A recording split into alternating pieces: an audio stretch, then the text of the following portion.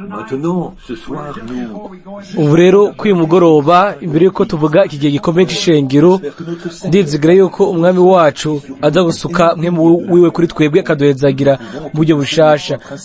Dushobora gukora ku tuntu nyamukuru gusa kuko ibi bintu bikomeye biri imbere yacu twomara indwi yose turi hano.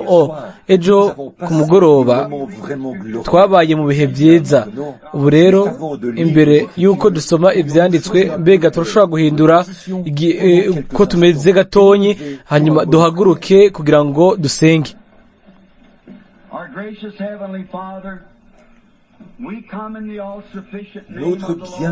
Data mwiza wacu wo mwijuru, turaje mu izina ryikwije byuzuye ry'umwami Yesu, tuzi ko igihe kimwe uzogaruka. Turiko tugerageza gutegura imitima y'abantu kwakira uko guhishurirwa gukomeye yuko uri umwana w'Imana muzima, ntiwapfuye ariko uri muzima ibihe byose. Uba mu ishengero ryawe nk'icabona ca Pentecote, ico igihe ceza, ico gihe c'impemburo aho kizoza kiva imbere y'umwami. Turanezerewe cyane yuko dushobora kugukira mwa bino bihe inyuma y'imyaka 1900.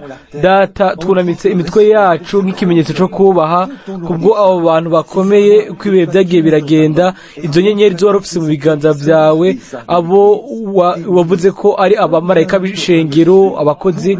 Ngene tugushimira cyane kubwo wera Paulo wo muri Efeso, kubwo ngene tugushimira kubwa Irene umukozi wawe akomeye mwami, kubwa Martino wera no kubwa Kolomba uyu mugoroba mwami. Ingene tugushimira kubwo aba bagabo bahanganye n'ikiroma c'umwijima, igipagani cinjira mu ishengero, bahagaraye nk'abahizi bw'ubutumwa no kubw'umugisha wa Pentecote, bavuga mu ndimi, bakora ibitangaza bikomeye n'ibimenyetso, bakiza abagwaye bakazura abapfuye. Benshi muri bo mwami baciwemo kubiri, baricwa, bahabwa intare ngo zibarye. Ibintu bikomeye byarabaye, isi itemba amaraso y'abagororotsi. Data, amaraso yabo asemera uyu munsi agwanya iryo shengero ribi ry'igisambanyi. Umunsi umwe waravuze, umumarayika yasutse igikombe kuri ryo, amaraso yose y'abahawe Imana yasazwe muri bo. Muri ryo mwami udufasha kugira ngo duhagarare, dufate igihagararo cacu uyu munsi mu gihe tubona igihe kija kwiherezo, tubona igikoko c'amahembe abiri kiduga kiva mw'isi, kitavuye mu bantu benshi, ariko gifise amahembe ameze nk'ay'intama ariko kivuga nk'intare, kivuga nk'isato. Turizera yuko isaha yegereje aho amashengero azoja mu rugunge rw'amashengero agakora iryo shusho y'igikoko.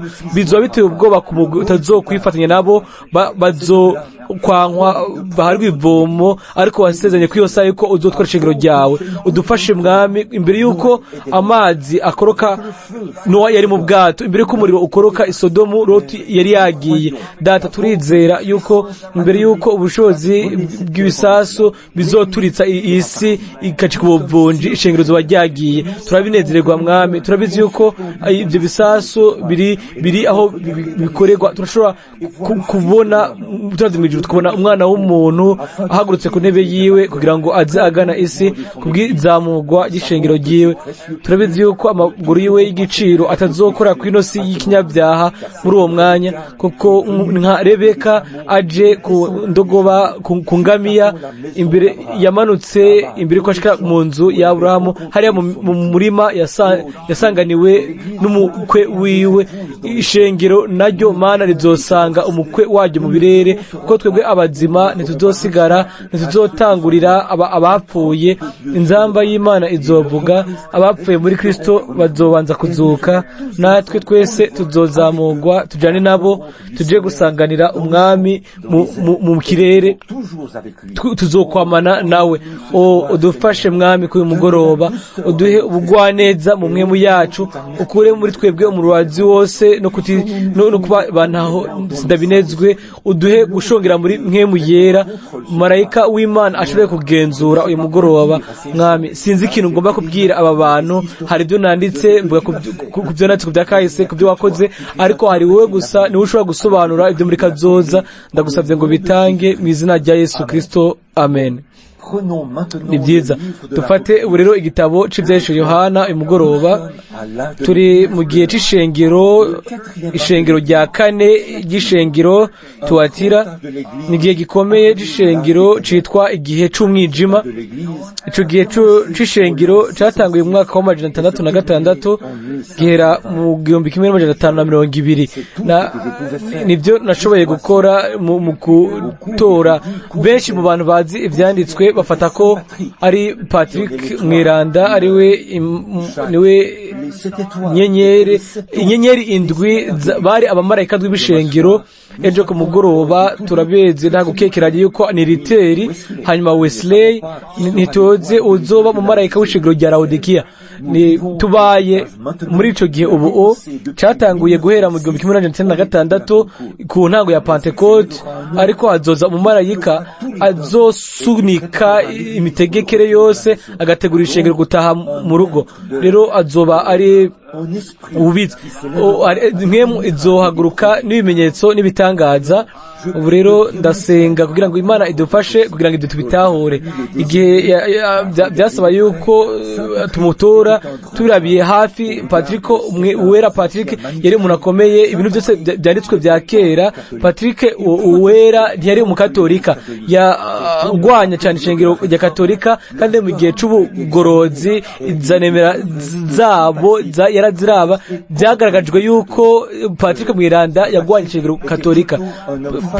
Patrick Mweranda yari umuntu akunda gushyira hamwe, yarafite ishuri ryiwe bwite, yari yaratwawe ku nguvu ari ku ruzi hamwe n'abashiki biwe babiri batonyi, ntiyasubiye kubumva, bamutwaye bamugurisha nk'umugurano muri Roma.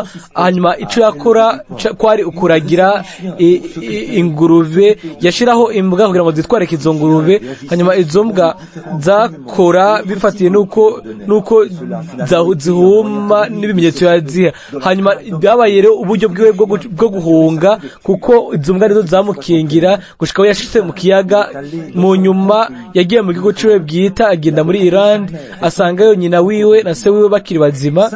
Patrick Uwera Patrick yari umwishwa wa Martino Uwera, uriya mugabo akomeye. Martino Yera yari numwe mu bagabo bakomeye abo twaragize guhera kuri Yesu, kuva kuri Yesu Kristo.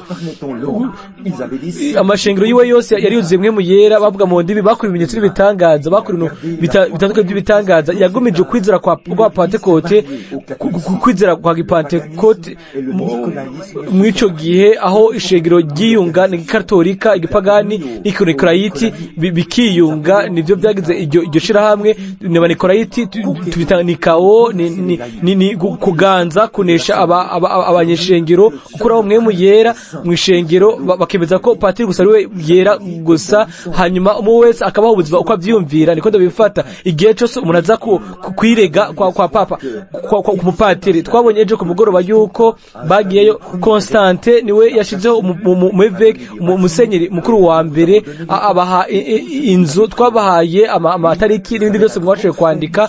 hanyuma habaye umunsi mukuru wa solstice, hari tariki 21 z'ukwa 12, wari umunsi mugufi mugize umwaka.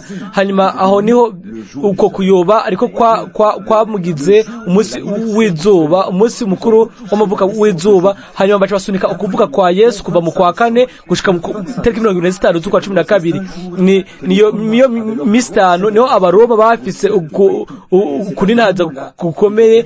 hanyuma aho niho bace bagira uwo munsi mukuru wa gipagani, bafata uwo mugabo bakamushira ngaho, akameze nk'Imana, akaba yambaye neza, hanyuma akaba ari nk'Imana hagati muri bo. aho niho abantu rero bizera kuganza kw'imyaka 1000 kwa gikatolika niho bavutse, kuko bo kuri bo ishengero ryari ryamaze gushika mu kuganza kw'imyaka 1000 muri ico gihe. muribona kuko bari batunze na kirikwe bari bakeneye. leta n'ishengero byari hamwe ngo kuganza kw'imyaka 1000 ko kuraba misi yose. niyo nyigisho rya katolika gushika uyu munsi. rero kuganza kw'imyaka 1000 ko kurabandanya, ariko turabizi yuko ivyo sivyo. kuganza kw'imyaka 1000 no ukuza kwa kabiri kwa Kristo niko gushiraho ukuganza kw'imyaka igihumbi. Nibyo isi iratakamba ikifuzo ico gihe cyo kubohoka aho umwami wacu azoza hano kw'isi. Rero hano uyu umwera wa hano yari Kolomba, yari umuntu w'Imana akomeye. Hari nanditse gato ku bijanye n'inkuru ziwe kugira ngo tutangure iki gihe cya c'ishengero iri Tuatiro, bisigura ngo urekura atacanezwe, ni igihe c'umwijima, ni igihe kidakwiriye cyo mu 306 gushika 1500. Inyenyeri y'ico gihe yari Kolomba Irland muri Ecosse, yari umwishwa wa Martino, yabaye nk'imyaka 60 inyuma ya Patrick yera. Ubukozi bwiwe bwatanguye nk'imyaka 60 irenga inyuma y'ubwa Patrick. Ntiyigeze yemera inyigisho y'i Roma, yari umuntu w'Imana, umuntu akomeye yizera, yanse inyigisho ya Roma, ntiyigeze aja i Roma kandi yarabigwanya akabijugunya. Nta namwe nigeze mbona yuko bo barabigize mu mutagatifu. Niko babigize no kuri Martino, uwera Martino, yaba uwo canke Irene, ntibigeze bagira abatagatifu uko bari bakimishengero rifite ibimenyetso n'ibitangaza byo bwa Pentecote. Barizera, ntibigeze bashigikira inyigisho za Roma, bashikira inyigisho ziva kuri Bibiliya nk'uko bari nyina we yari yaramigishije mushiki wa Martino. Ntibigeze bemera inyigisho za Roma, yigisha yuko ibimenyetso byo muri Marko 13 byategerezwa gukurikira buri wizera wese. Amen. Ibyo abo nibo bantu nkunda, umuntu yizera. Nibyo mushingana yari yarumvise Imana imuhamagara n'ijwi ryumvikana, nikindi kimenyetso ciza kimushigikira, nta kintu kimwe cyashobora kumuhagarika inyuma y'ibyo. Yaragiye. Nibyo yari mu nzira igihe yumva ijwi ryumvikana ry'Imana. Igitangaza bifise byinshi hano, ariko reka dufate ibi. Kimwe muri ibyo bitangaza nuko yigeze kuja mu gisagara kimwe, umwami yari yamuhamagaye, abantu bo mu gisagara ntibashaka kumwakira, barasohoka barondera, bahamagara abacuraranzi n'ibindi, bugara imiryango, hanyuma bacurangisha abacuraranzi kugira ngo bazibize ijwi ryiwe. Nawe atangura kuvuga ubutumwa, ibyo bigapfuka amajwi y'abacuraranzi, imiryango iruguruka, arinjira avuga ubutumwa uko byari bimeze nk'uko. Abo bantu bose bari ngaho bahindukira umwami. Ngiki kindi nashaka kuvuga ndengana, yagiye mu gisagara kimwe, ibisagara byari bikomejwe bizitijwe, yagiye mu gisagara hanyuma baramwirukana. Agiye umukuru w'ico gisagara, umwana wiwe aragwara cane, barungika umuntu kugira ngo agarukane uwo wera ameze neza. Hanyuma araza arambara ko Mungu ariko arapfa, agaruka aba mu buzima. Ishengero ryiwe ryari ryuzuye mpwemu yera, nta kindi kintu yemera kigabanije, kuko yashaka ko buri bwigo bwose bw'ishengero ryiwe ruba rwuzuye mpwemu yera. Yaragwanya cane inzego z'Iroma, izo yanka cane. Ndizera yuko ari we nyenyeri yo mu ico gihe. Yakora iki? Yavuga mu ndimi, yavuga umubatizo mu izina ry'umwami Yesu, yakora neza bya bindi nyene byo ku ntango. Nimba Imana idafise aho igarukira, kandi ikaba ariko yashizeho ishengero uko itagomba ko ridahindutse, kandi nubwo ryagumye ari Kenya igihe cose ryahatse kunigirwa aho, ariko rirasobera razuka bice kuri Luteri. Rero turashaka gutangura ubu, turabe nimba twotangura turaba imwe muri iyi mirongo. Rero hano turatangura n'umurongo wa 18 ngo, kandi wandikire mu marayika w'ishengero ry'Ituatira, mbega mwabonye uwo bibwira? Ubutumwa bubwirwa marayika, canke umukozi aba atwaye umuco w'igihe c'iryo shengero. Murabona ubu rero, ejo ku mugoroba twabonye kwerezo rya kiriya gihe kindi c'ishengero, ishengero rya Perugamu, yuko umumarayika w'ishengero uzonesha muri ico gihe c'ishengero azohabwa ibuye, kandi kuri iryo buye twabonye iryo buye, tubona ico ryerekana nibuye, bisigura iki? uwo mumarayika azoba nka Petero wiswe akabuye. Twabonye yuko izina ryanyu rirafise icyo rikora ku buzima bwanyu. Ubu rero sinshobora kubivuga ko cyane kuko Satani arafise ibyo yigisha ko by'ibiharuro bibi kuri ibyo, hanyuma aho abantu ngo biyumvire, hanyuma abantu bakisanga bariko barakora ibintu by'ubuzimuzimu, kandi ubuzimuzimu ni ibintu bya Satani. Ibyo turabizi, nico gituma birakwiye ko tugaba cyane. Nk'uko impamvu bita Yesu ngo ni Beelzebul, ngo ni dayimoni, murabona ni kubera yuko yamenya ibyumviro biri mu mitima yabo, ariko yari ijambo ry'Imana. Abayobora kane haravuga ngo ijambo ry'Imana rirakarishye cyane nk'inkota, ngo itandukanya ibyumviro n'iby'umutima ugabiye mwemwe. Murabona rero we yari ijambo, ni ijambo rizima, kandi ijambo rizima riza kuri twebwe, hanyuma rigakora bya bindi nyene muri twebwe, bya bindi nyene, kubera yuko ni rya jambo nyene. Murabona ni nako bimeze hagati muri twebwe. Uko niko rimwe abantu batazi ibi bintu baravuga mu ndimi, hanyuma uwundi agatanga insobanuro, mbega biba ari biki. Ijambo ryambaye umubiri mu buryo bushasha hagati muri twebwe. Hanyuma twabonye ko umumarayika w'igihe c'ishengero wari yarahawe iryo buye, ryari ibuye ryera. Ibyasigura yuko ni kwari kugoroka kwe bwite, ariko kwari kugoroka kw'Imana ubwayo. Kandi kuri iryo buye hariko izina iryo atamuntu n'umwe yarazi kiretse gusa uwurihawe. Yararibizi, ariko nta wundi muntu kiretse uyo gusa yashobora kurimenya. Aho rero igihe muzokumva abo bantu bashaka kubabwira bishibagiza babwira abari bo, ni Yohana, ni Paulo, ni Mariya, ni bari biriya cyangwa bari bindi, nimukizere na gato ibyo bintu, kuko iyo bari bo ntibopfa babivuze ibyo. Murabona nibyo, we ategerezwa kubyigumizamwo ibyo ababizi. Nta wundi muntu ababizi, ariko we ababizi kubera yuko umubonesha by'ukuri wese ahabwa izina rishasha muri ubwo buryo. Mbega bamaze kubona yuko Aburahamu yitwa Aburamu, igihe byasaba ko Imana imukoresha, yahinduye izina ryiwe imwita Aburahamu. Sarai yari Sarayi, ariko igihe byari bikwiye yuko Imana imukoreshe, yahinduye izina ryiwe imwita Sara, umuganwa kazi. Murabizi yuko Yakobo yari umuhendanyi.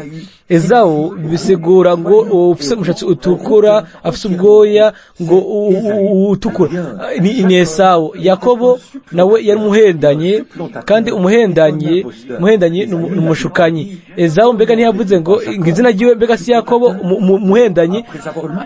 Ariko inyuma yuko yaramaze kugwana n'umwami ijoro ryose, agasangwa anesheje, agahezagirwa, Imana yahinduye izina ryiwe kuva kuri Yakobo imwita Isirayeli, umuganwa hamwe n'Imana. Paulo yitwa Sauli gushikaho yahuriye na mwemu yera mu shusho, mu miro y'umuco wamwakiye, izina ryiwe riduka riva kuba Sauli riba Paulo. Simoni amaze guhura na Yesu, izina ryiwe ryahindutse riba Petero. Igihe Yesu yanesha, izina ryiwe ryarahindutse, azohishura iryo zina uzobana nawe, uzoba yanesheje nkawe, azohabwa nawe izina rishasha, ngo nzomuhishura izina ryanje mu buryo bushasha. Murabona kuri unesha wese bisigura ngo mu bantu bo muri ico gice, abakuru n'ibindi, biraboneka yuko sabana bose b'Abisirayeli so babonye amazina yabo ahinduka, nibyo. Ariko abo bakuru nyuma yuko bari banesheje, bahawe izina rishasha. Murabona ingene bigenda bihuza, ni neza. Rero ngaho nabonye yuko twabonye ko bahawe manu yanyegejwe. Manu yanyegejwe ni imwe mu mikate yo gushikanwa, yaba ari yagerewe abaherezi gusa. Imitsima yo gushikanwa yari abaherezi gusa, caba ari ikintu kidasanzwe, ikintu gusa kibikiwe abaherezi, bisigura abakuru. Kandi uwo mugabo nawe yari yaranesheje. Ikoraniro ryose ryarahabwa manu, ariko we yahabwa manu idasanzwe, inyegeje, canke ugwishurirwa kudasanzwe. Mbega Yesu yari iki? bye ku bimuraba kuri byose kuri we. Murabona yahabwa guhishurirwa iyo yanesha ngo ku mumarayika ngo uhagarare ushikamye kuko uwanesheje yabikabwira umumarayika w'ishengero. Rero ubu rero turabe ko uyu mugoroba tugomba dutangure ngaha ngo kandi wandikire umumarayika w'ishengero ry'Ituwatiro utumwana w'Imana afise inyonga zisa n'imbeya z'umuriro, ibirenge vyiwe bisa n'umuringa umwakaka. Aravuga ibi rero igihe twamubona ku ntango mu gihe ca Efeso canke ku ntango y'ivyahishuwe Yohana, twamubonye hari ibintu indwi bigize umuntu bwiwe gushika mu bwiza. Imishatsi yiwe twayibonye igihe Yohana yamubona ku munsi w'umwami, igihe amubona abamerezi bukuru, igihe ari ngaha kwese yari umuhanuzi w'Imana. Rero yafashe amaraso we bwite hanyuma aza imbere ya Data, nico kimugira umuherezi. Igihe azogaruka azoba ari umwami, umuhanuzi, umuherezi, umwami. Nk'umuhanuzi w'Imana yari inkokuma, nk'umuherezi w'Imana n'umwagazi. Igihe azogaruka azoba ari ntambwe, umwami wo muryango wa Yuda kugira ngo aganze. Ariko ari mu gihe c'ubuherezi bwiwe amaze kuva ahera cane, tubona ahagaze ngaho. Havuzwe yuko Yohana yamubonye ajanye muri mwemu ku munsi w'umwami, si kwa Mungu. Ivyo sivyo twabonye, ivyo tubiraba dusabara mu byanditswe. Wari ku munsi w'umwami, uyu uracari umunsi w'umuntu, ukuza ku mwami uzuba ari wo munsi wiwe. Twabibonye ku munsi w'umwami, igihe ku munsi w'umwami yari afise imishatsi yera nk'urubura, kandi ivyo turabizi yuko ivyo vyerekana umucamanza. Ikindi kintu nuko muri ico gihe ntiyari umuherezi, kuko umuherezi we akenyerera mu rukenyerero, bisigura yuko aba ari mu gikorwa, ariko we aba akenyereye hejuru mu gikiriza hejuru, bisigura yuko aba ari umucamanza. Amen. Kandi twamubonye agendera hagati y'itereko matarandwi y'izahabu. Ngaho twashizeho ubufatanye hagati na wa wundi ubwa mbere na mbere warafise imishatsi yera ku ntebe yera. Igihe Daniyeli yamubona yegereye uwa mbere na mbere, uwo imishatsi yari yera nk'urubura. Rero kwera kera kuri agenda abacamanza bakera bo mu Bwongereza bicaye aho bacira imanza bambara ibishatsi vyera bize nk'urubura kubera yuko bari abacamanza. Yohana yamubonye ku munsi w'umwami ari mu gikorwa ciwe c'umucamanza. Amen. Ubu rero turabona yuko amaso yiwe yarameze nk'imbeya z'umuriro, amaso yiwe yarameze nk'imbeya z'umuriro. Rimwe amaso yiwe yarigize kuba yuzuye amosozi y'abantu, yaretse amaraso ay'amosozi aratemba kubw'urupfu rw'umuntu, abizi yuko minota 5 kurikira uwo muntu aza kuba ari muzima. Ariko gusa yari afise imbabazi za muntu inyuma y'ivyo, ariko hariho ubushobozi nk'uburaho ubwo yashobora kuraba mu buzima bw'umuntu akamubwira uwo yarari n'ibintu byose bimuraba. Rero amaso yiwe ubu rero yariko arekana ibibonekana nk'ibirimi by'umuriro. Na amaso ashobora guca ku isi yose akabona ibintu byose biriko birahabera. Muzokwinyegeza hehe ku munsi w'urubanza? Ibyaha byanyu bizogaragarazwa imbere yewe. Buro murabe ibyo yarafise ngo mu kanwa kiwe hasohoka inkota ikarishe. Kandi ibyo twabonye ko ari jambo. Twabonye yuko amaguru yiwe yari umuringa ushoshe n'ibindi bisigura ngo ni urufatiro rwayo. Urwabya rw'uburake rw'Imana ishobora byose yarabihonyanze, abyishaka ko icaha ahimbara Imana. Kandi urwo rufatiro nirwo rufatiro rwacu. Kristo nico gitandara, nico magarako, niko Edi Perone yavuga. Ibisigaye navyo n'umusenyi gusa. Ubu rero turabona hano yuko buri gihe uko aje mu gihe c'ishengero aza akavuga rimwe mu mazina yiwe araba ubumana bwiwe. Twabonye ko muri uwo mwanya cyambere mu guhishurwa kwiwe nuguhishurwa k'ubumana bwiwe. Ubumana ntahinyuzwa bwa Yesu Kristo, warari uri ugiraze ndi wa mbere n'uwa nyuma, Imana ishobora byose. Murabona uguhishurwa kwa mbere, Yohana yarahindukiye kugira ngo arabe aramuvugisha imbere ya byose, aramubwira umwami wese. Igihe iyo karabwira umuntu arivuga bavuga umuntu wese ngo ndi naka niwe abavugisha, ntimunzi ndi William Branham, ndi Yohana naka cyangwa uwo ari we wese. Yaravuze ngo ndi uwa mbere kandi ndi uwa nyuma, uwari muzima kandi yari yarapfuye kandi ari muzima ibihe byose. Orara n'ubumana hano turamubona mu buryo indwi bumugize mu mero yiwe iyo kuninahazwa mu gihe cyose c'ishengero, abiyereka ari afise akandi gace k'ubumana bwiwe, akandi gace kagize imero yiwe yo guhabwa ubwiza. Rero uyu mugoroba aje n'imbeya z'umuriro, araba Laodikiya canke araba Tuatira. Nico gihe ishengero ryiyunga n'igikatolika n'igipagani canke ikinukarayiti hamwe n'igipagani byagiye hamwe kugira ngo bibyare ishengero rya mbere, ishengero ryishize hamwe. Imana ivuga yuko ibikorwa by'abanikorayiti ibyo twasanze mu Banyefeso byari byacitse inyigisho mu gihe c'ishengero rito ry'Iperugamu. Avuga yuko yari inyigisho ya Balamu, kandi ni Balamu niwe yigishije Abisirayeli ngo bagende bihe ubusambanyi, bihaye ubusambanyi hamwe na Mowabu. Yari umugwi w'ishengero ry'akazuyazi cyangwa ishengero risanzwe, ishengero rinini. Turabona yuko Imana yavuze yuko inyigisho ry'abanikorayiti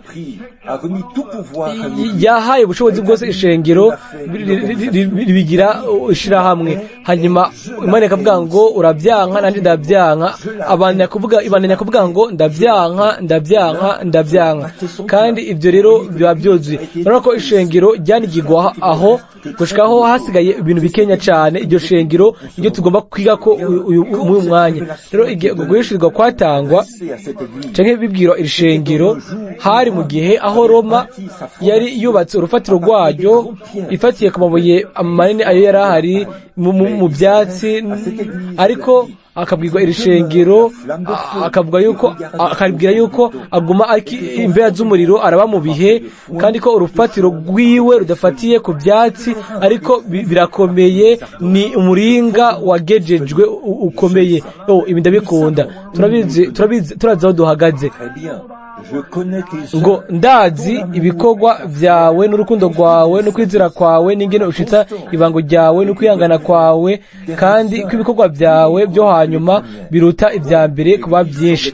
Rero ishengero risa nkaho menga ryari ryamaze guherahezwa, nkaho menga ryari ryakuweho, arasigaye agacuka kenya. Bari bahevye amakoraniro akomeye yamwe mu yera, basigaye bishimikiza ku bikorwa. Imana ishaka ko twishimikiza ku bikorwa.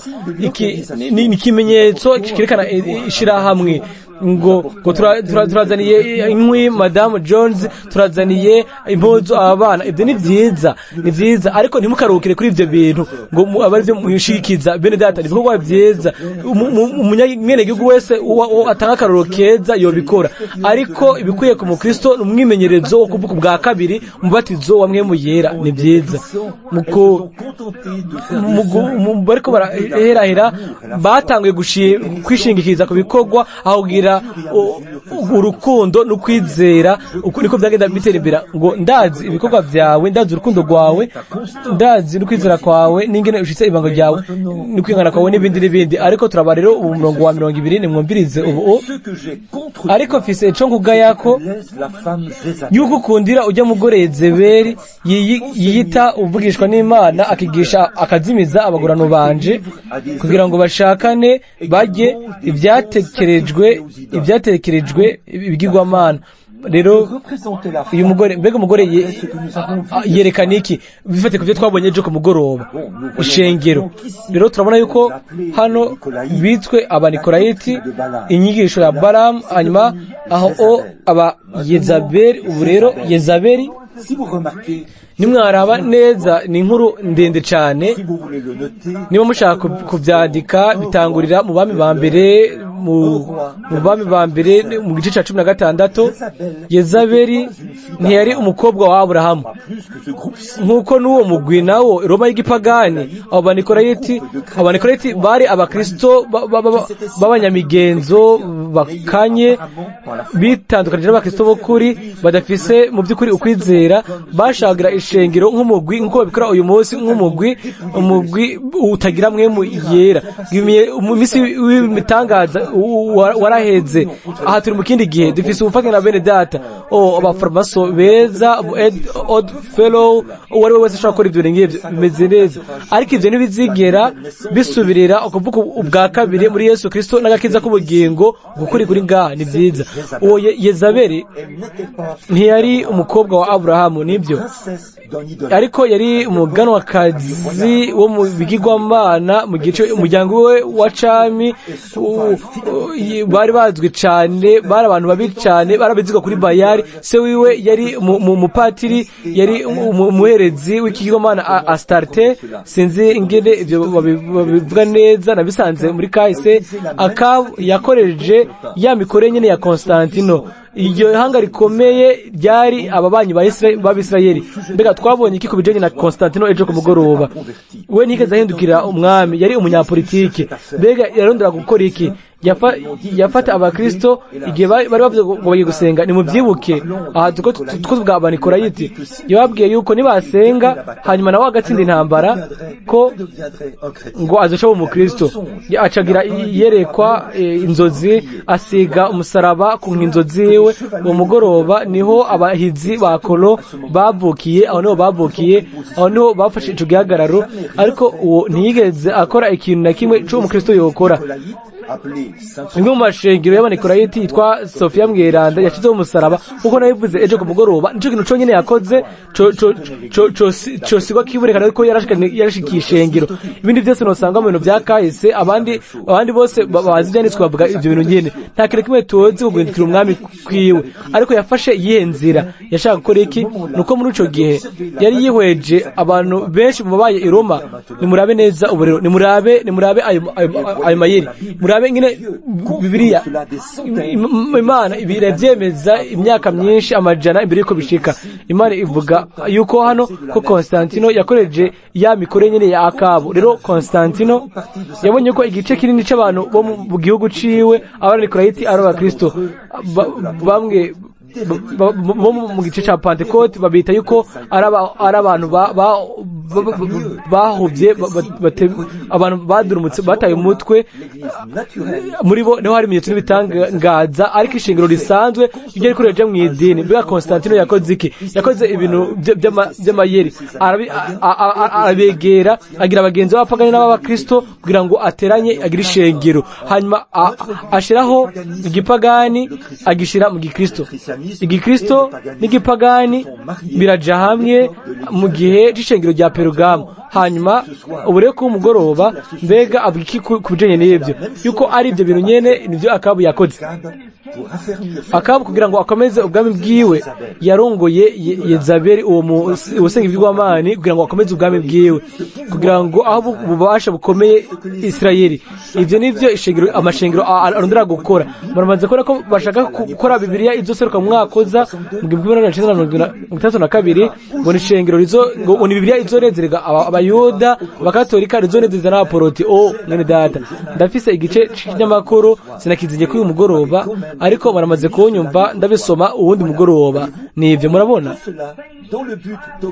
ivyo byose ngo kugira ngo bagwize igitigiri, bagafata ibintu byera by'Imana bakabikwiragiza uko babonye, kugira ngo bagwize igitigiri c'abantu babe benshi. Ivyo n'ishengero ryakoze, ryemeye abantu mu ishengero ngo gukora baramukije mu biganza, bafata abantu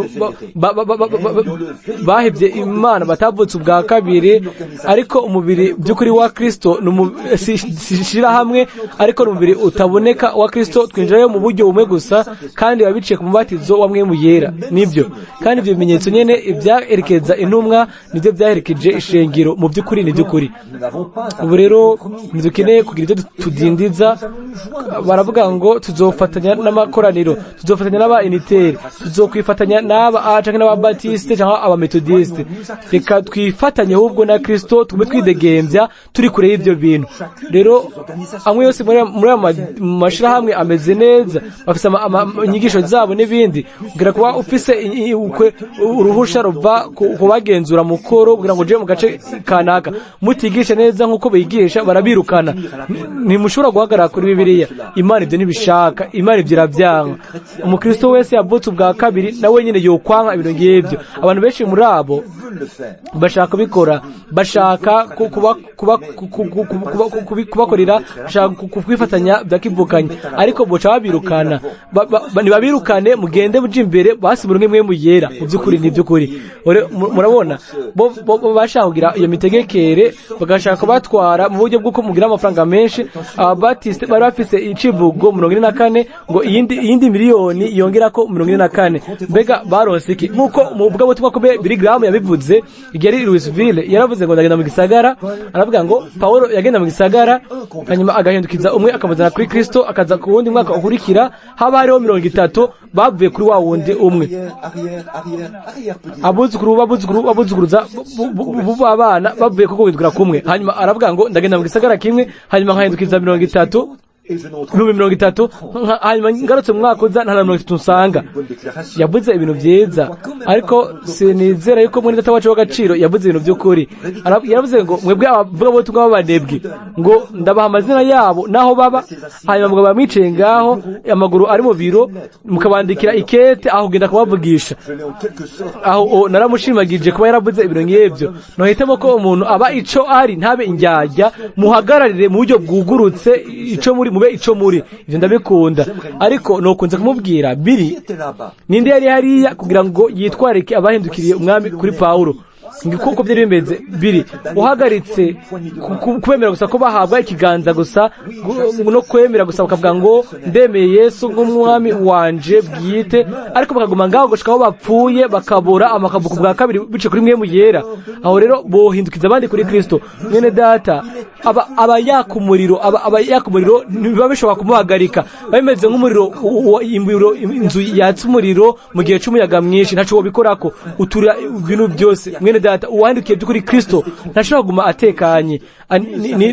Nibyo ntigera hagarara. Ndanezerwa cyane. Olala mubatizo wamwe muyera mu buryo bwa kera uturira ubugingo bwanyu, watsa umuriro wanyu mutekana, urabanyigagira uwo muyaga uhuha ugenda muri mwebwe, nguma gusa nongeramwo inkwi hanyuma nkagenda imbere. Nibyo mushinga naye. Nta muntu n'umwe yakirageza kwitwareka ubandikiriye Kristo kuri Paulo yabashikana by'ukuri bishitse muri Kristo gushika bapfa kubwabo hanyuma bakaba muri Kristo. Aho rero yakora ibisigaye. Nibyo Benita wa Baptiste bameze neza, ariko uwundi miliyoni urenze ko biga bihindura iki? Mwarondeze andi mazina miliyoni arengako, mwicare murabe neza niba mushaka kongerako ni byiza. Ariko mwene data ibyo dukeneye n'amazina mu gitabo c'umwagazi ubugingo c'umwagazi yishwe imbere y'isi iremwa, bogejwe maraso, bujwe mwe muyera n'ibimenyetso bitangaza bibakurikira. Ni murabe muri kahise no kwipfuje yuko mwese mworonka ibiraba nikeya kugira ngo murabe ibyo bintu, murabe ngene aho baho Imana ngene bari batwaye umuriro wa Pentecote. Ndababwira umuriro bene data mwebwe aba Baptiste, aba Methodist, abari bo bose bo muri umuco by'ukuri w'ukuri nibijanye n'idini ishemo rya Pentecote, ariko n'umuco by'ukuri nyawo niwo mwimenyerezo wa Pentecote.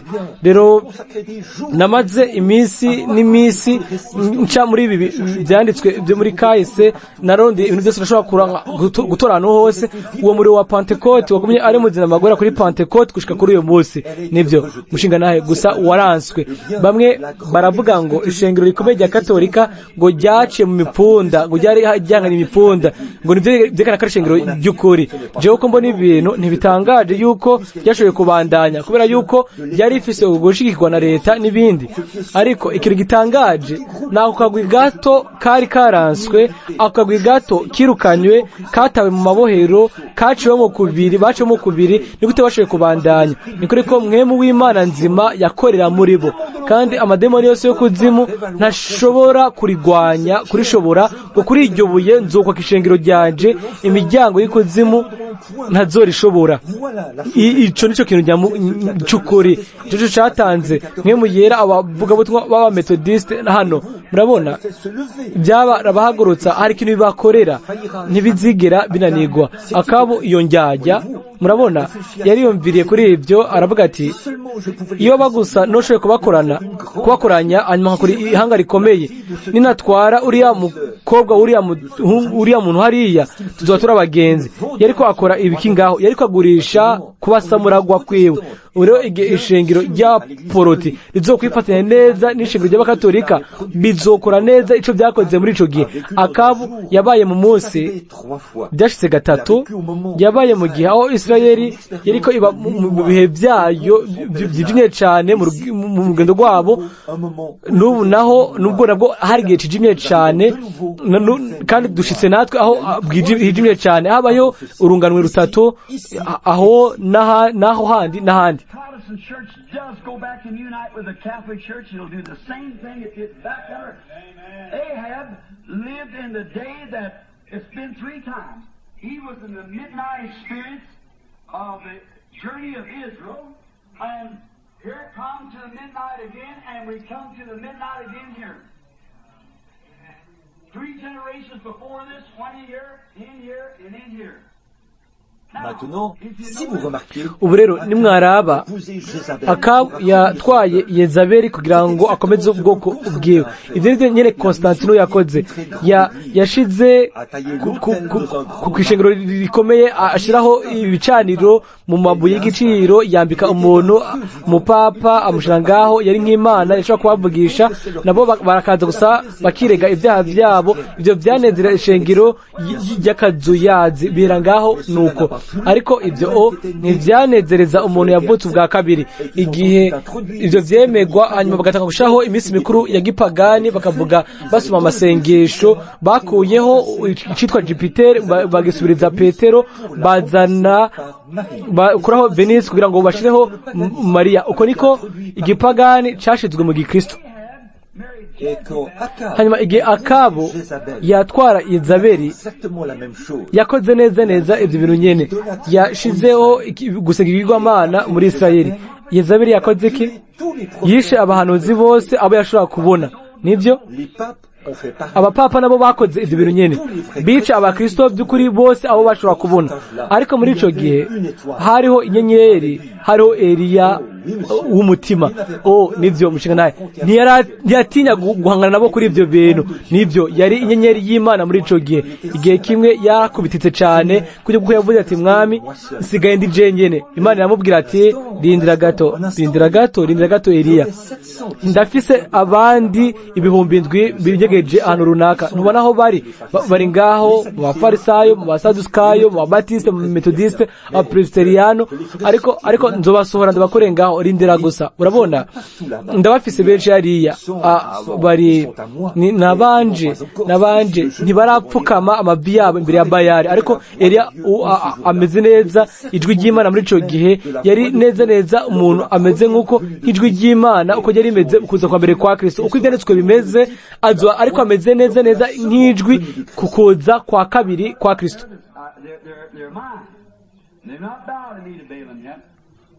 But old Elijah was the voice of God in that day. He sure was a very type of the voice of God. At the first coming of Christ, it'll be the type of the voice in the second coming of Christ again, according to the Scriptures. Now, rero turabona yuko kayebe Yezabeli gato kamaze gushika ngaho kari kiteguriye gutembagaza ibicaniro byose by'Imana kugira ngo gahagarike ibicaniro byako bwite. Azana Abisirayeli gupfukama imbere y'ikigwamana. Ni neza ibyo nivyo Konstantino yakoze igihe yashiraho ishengero katolika. Yashizeho igipagani mu ishengero rya gikristo, hanyuma azana abakristo gupfukama imbere y'ibigirwamana.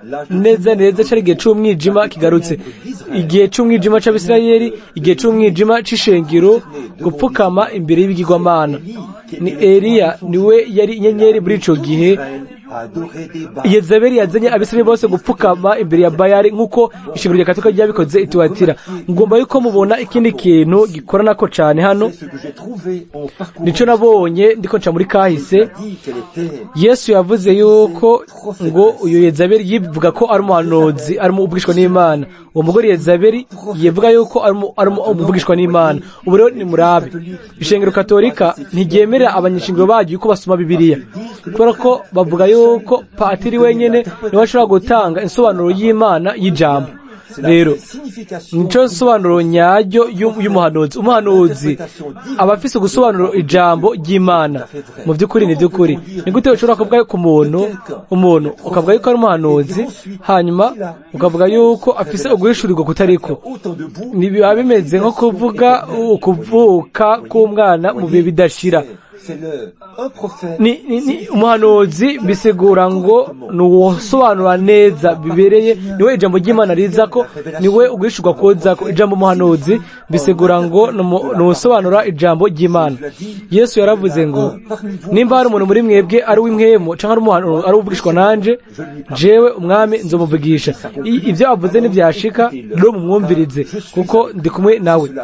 Ivyo bidasohoje bidashitse nimumwumvirize. N'ibyo gusa byari ibyo, byari ijambo ry'Imana. Hanyuma ijambo ry'umwami riza ku bahanuzi. Ubu rero avuga yuko iryo shengero ngo yari uvugishwa n'Imana. Mu byibuke ko habaye impinduka, Nikolait byabaye Yezabeli. Ejo ku mugoroba yari inyigisho ya Bayali, urabona, yari inyigisho y'aba Nikolait n'inyigisho ya Balamu. Rero ni Balamu niwe yazanye abisire mu busambanyi, mu maraya. Mbega abanikoleti bakoze iki? Bashizeho ishirahamwe ngo niwe shira ibyo bintu bibiri hamwe bice bicika we ishengero. Ibyesho 17 marayika wagaye boza yicaye ku mazi menshi, umugore umumaraya. Mbega yari iki? Canke mbega niki kimugira umumaraya? Yiha ubusambanyi bwo buryo bimwemo mu gutanga insobanuro itariyo y'ijambo ari abantu. Nimuje kure yuko gutumutwe, niko gutumutwe nyako ubuduru munyabo. Murabona rero yivuga ngo ubwishwa n'Imana. Twego turabukuri ngo turi twebwe inama, ngo turi inama ya Laodikiya, turi inama y'abantu twahisemwo ibi rero bimeze uko nyene. Rero nimutwumvirize.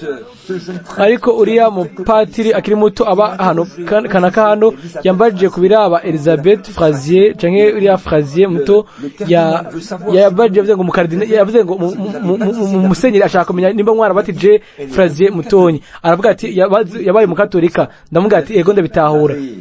Arambaza ati mbega mwana mubatije? Ndavuga ati ego umushinga naye. Arambaza ati mwamubatije gute? Ndamubwira ati mubatizo wa Gikristo. Ego. Hanyuma aravuga ati mushaka kuvuga iki kuri ivyo? Ndavuga ati umubatizo wa Gikristo nkuko Bibiliya iwigisha.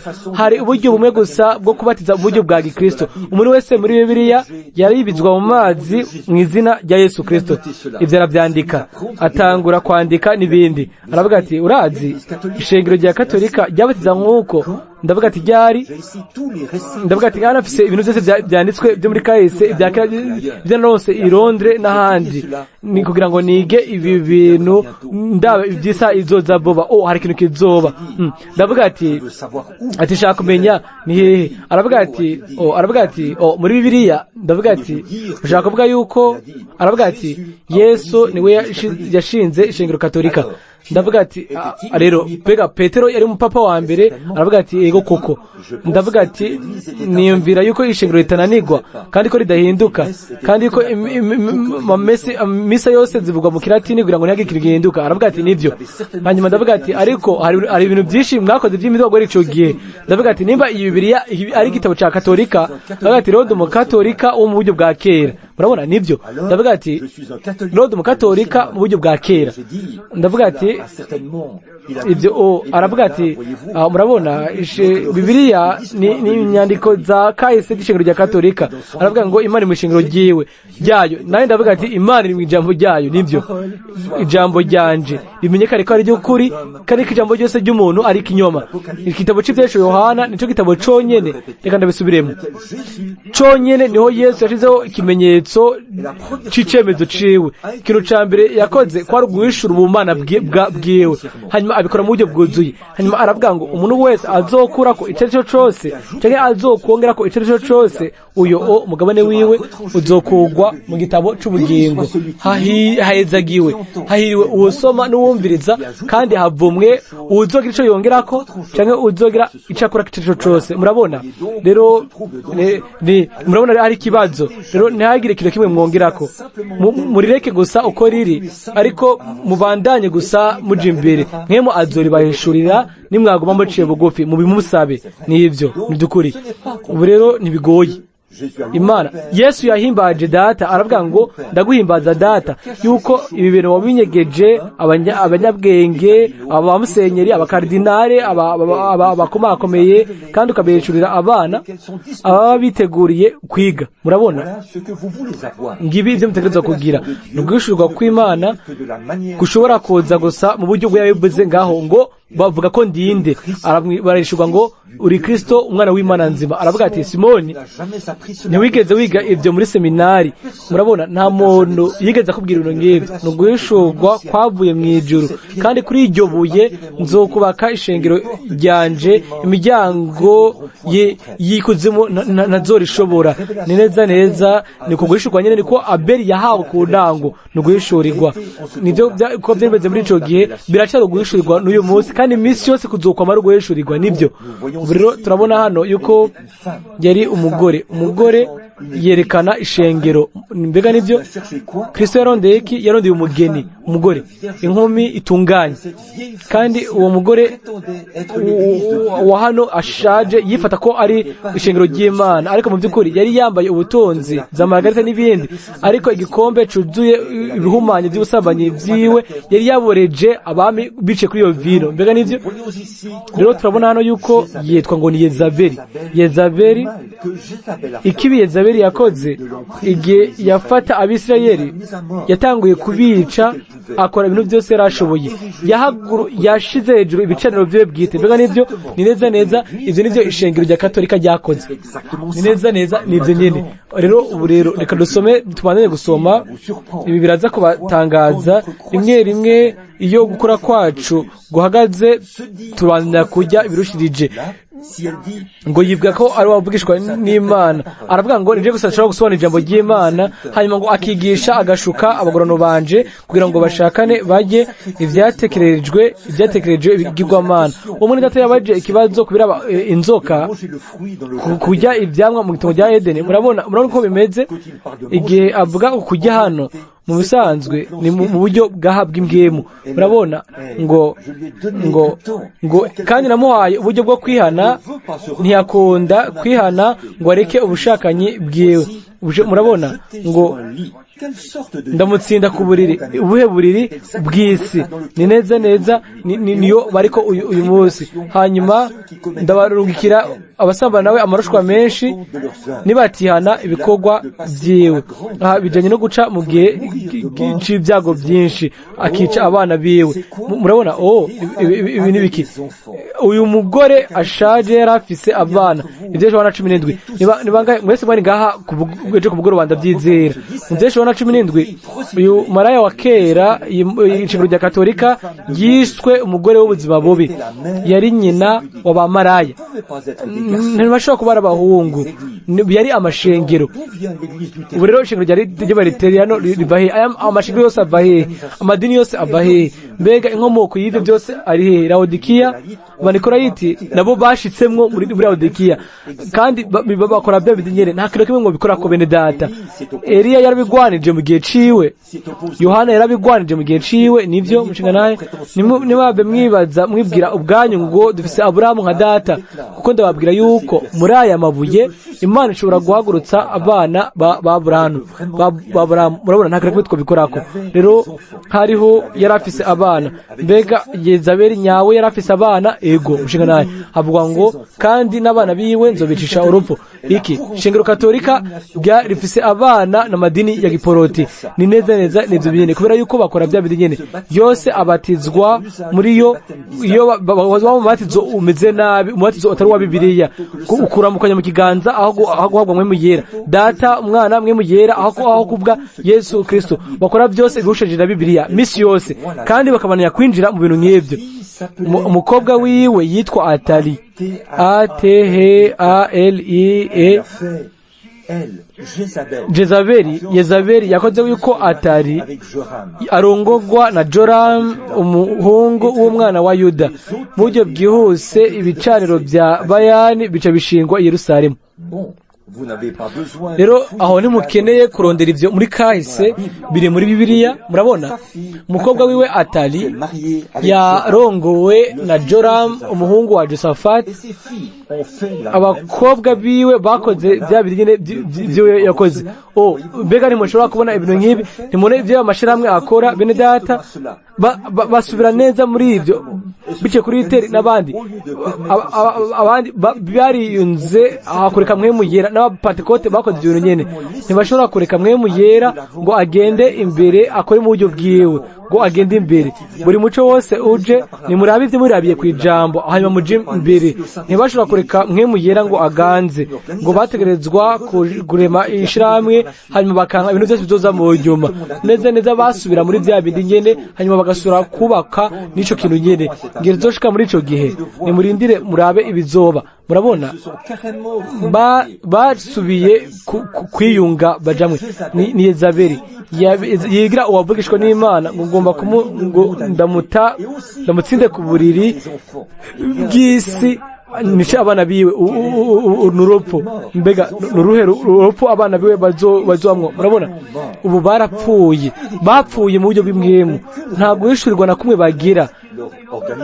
Barazi ishirahamwe ryabo, barazi katekisimu ryabo, barazi inyigisho y'ishengero ryabo, ariko iyo bijanye no kumenya Imana bamwe muri bo ntibazi Imana kuko umutanto adashobora kumenya ijwi ryo muri Egiputa. Nibyo igihe bijanye no kumenya mwemu yera baratangara, ibyo bakihuta ibyo kwita mwemu w'Imana bakabitangwa n'ubupfumu cyangwa ngo ni demo. Ku bijanye no kurobanura mwemu no kurukana ibintu kibi ngo ntari mu idini ryacu uriya mugwi nta kintu kibe bazi. Hanyuma bakamugira ico bamwita ngo ni umuyesu wenyene, ngo canke ngo ni umuntu yataye umutwe yadurumutse. Nta kintu kimwe babiziko. Isaha iregereje aho ivyo byose bizobonekana neza. Mu by'ukuri nibyo Imana izobikora, nk'uko atagukekeranya ko mpagaze inyuma yahavugirwa ubutumwa, kubera yuko izosora abana bayo nk'uko mubona mpagaze hano. Imana yo mwijuru irabizi. Nimwizera yuko ndumuhanuzi w'umwami, musabye w'umwami, nimunyumvirize. Isaha iregereje. Nibyo mushinga naye abana biwe ba Yezabeli bazopfa urupfu rw'uburyo bw'imwemu. Barakanye n'abanyamigenzo. Nimurabe ntidukeneye kuvuga ababatiste n'abapresbiteriano, turabizi yuko abo bapfuye yahize imyaka byinshi. Igihe Luther yagize ikanguro ryiwe gutinanishirizwa, iyo baba barabandanije uyu mugwi wa Pentecote ukomeye uyu munsi yuba ari ishingiro ry'abaluteriyano. Umuco waciye mu kwezwa iyo Wesley iyo babandanya kubona ibyo bintu nyene uko nyene. Luther ntiyashobora kubandanya ibyo, bari bamaze kuba abanyaluteriyano. Rero Wesley yaraje nyuma y'urupfu rwa Wesley. Mbega byagenze gute? Baciye bagira amashirahamwe hanyuma bashiraho abamethodiste ba Wesley hamwe n'aba Wesley bo ku ntango, imigwi yose y'abamethodiste. Rero igihe bagira ikanguro rikomeye, ariko igihe batangura kuja mu nzira zo kugira amashirahamwe byagenze gute? Abapentecote baraje no kuvuga mu ndimi no kugaruka kw'impano, banka kugenda baje imbere, babita ngo n'abadayimoni. Aho rero mbega abapentecote bakoze ibyo n'ibyo bandi bakoze. Ubu bari hehe? Bari n'ibyapfuye uko bishobora kuba bimeze. Nibyo mushinga naye ngo nzota abana biwe ndabutsinde ku burire ndabice. Reka ndabasomera ibyo kugira ngo mubone neza. Nibaza yuko ari uwa murongo wa 22, wenda mutsinda ku buriri, ndarungikira amarushwa menshi abasambana nawe. Ni amarushwa menshi. Ibyo nibyo bagenewe. Mubyibuke, mureke mpagare gato aha. Ni mwaye marushwa menshi niho bazotererwa abo bantu inkumi zasinziriye zidafite amatara mu matara yabo, ariko bari mu madini bari abantu bameze neza, abantu bagenda mu ishengero n'ibindi, ariko baje kurondera amavuta. Muri ico gihe hari hamaze kurengerana, murabona, kumuterera mu marushwa menshi, azoca hariya. Aho niho ishengero katolika rizoca, kandi abana baryo bose rizojana naryo baja mu marushwa menshi, kiretse bihanye ibikorwa byabo. Atari abana barijamwo, ariko ishengero ubwaryo n'abana baryo bijanye n'amashirahamwe, atari abantu babajamwo nk'abari abakatolika, abagorwa, ababatista, presbyteriano cyangwa abapentekote. Jewe abo mbega uri umukristo n'umupresbyteriano, ibyo naco bifise bipfana. Nk'uko wovuga ko ingurube iyo washize ko imigozi ya Amazon igicika ifarasi yo gusiganwa, none ngo bikora kwiki? Nta kintu na kimwe. Sindiko ndavuga ibi kugira ngo ndabatwenze, ikibanza cyo gutwenza ni ubuntu butumwa bwiza. Murabona, nashaka gusa ko kubereka ibi, ariko ni by'ukuri. Murabona, nta kintu na kimwe bihuriye ko n'ibyo ngo ndi umupentekote, ntaco bisigura. Nta kintu na kimwe.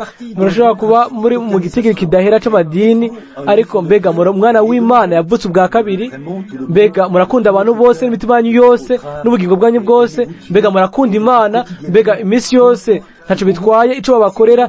Nimba muhaguruka hanyuma mugahuma nk'ugwembe, ivyo byekana ko mwe muyera yagiye. Nimba mwari mu office ni murabe, kiretse yihanye ibikorwa vyiwe ngo nzokwica abana biwe mu mashengero, abana ba Yezabeli. Rero mbega Yezabeli yakoze iki? Yakoze ku buryo bw'uko umukobwa wiwe arongorwa mu wundi mugwi, muri kambi ya Yuda. Rero nimurabe ingene bikoreshwa mu buryo bw'impemu. Ntushobora gucapa ibintu nk'ibyo. Nimwitegereze mwitonze cyane Yezabeli na Isirayeli. Hanyuma ku rundi ruhande ni Yuda, ni kambi ritandukanye n'iryo. Rero ni kambi ya Yehoshafati. Uruhande rumwe ni Akabu, rero akaba Yezabeli ari ngaho, hanyuma akinjira mu wundi mugwi, akinjira agakwega Isirayeli yose mu gusenga ibigwamana. Ivyo nivyo ishengero katolika ryakoze mu gihe caryo. Igihe Konstantino yateranya abanikolayiti, abanyamigenzo bakanye bari ngaho hamwe n'ishengero hanyuma n'igipagani, kugira ngo ashigire mu mero y'igipagani ya Gikristo.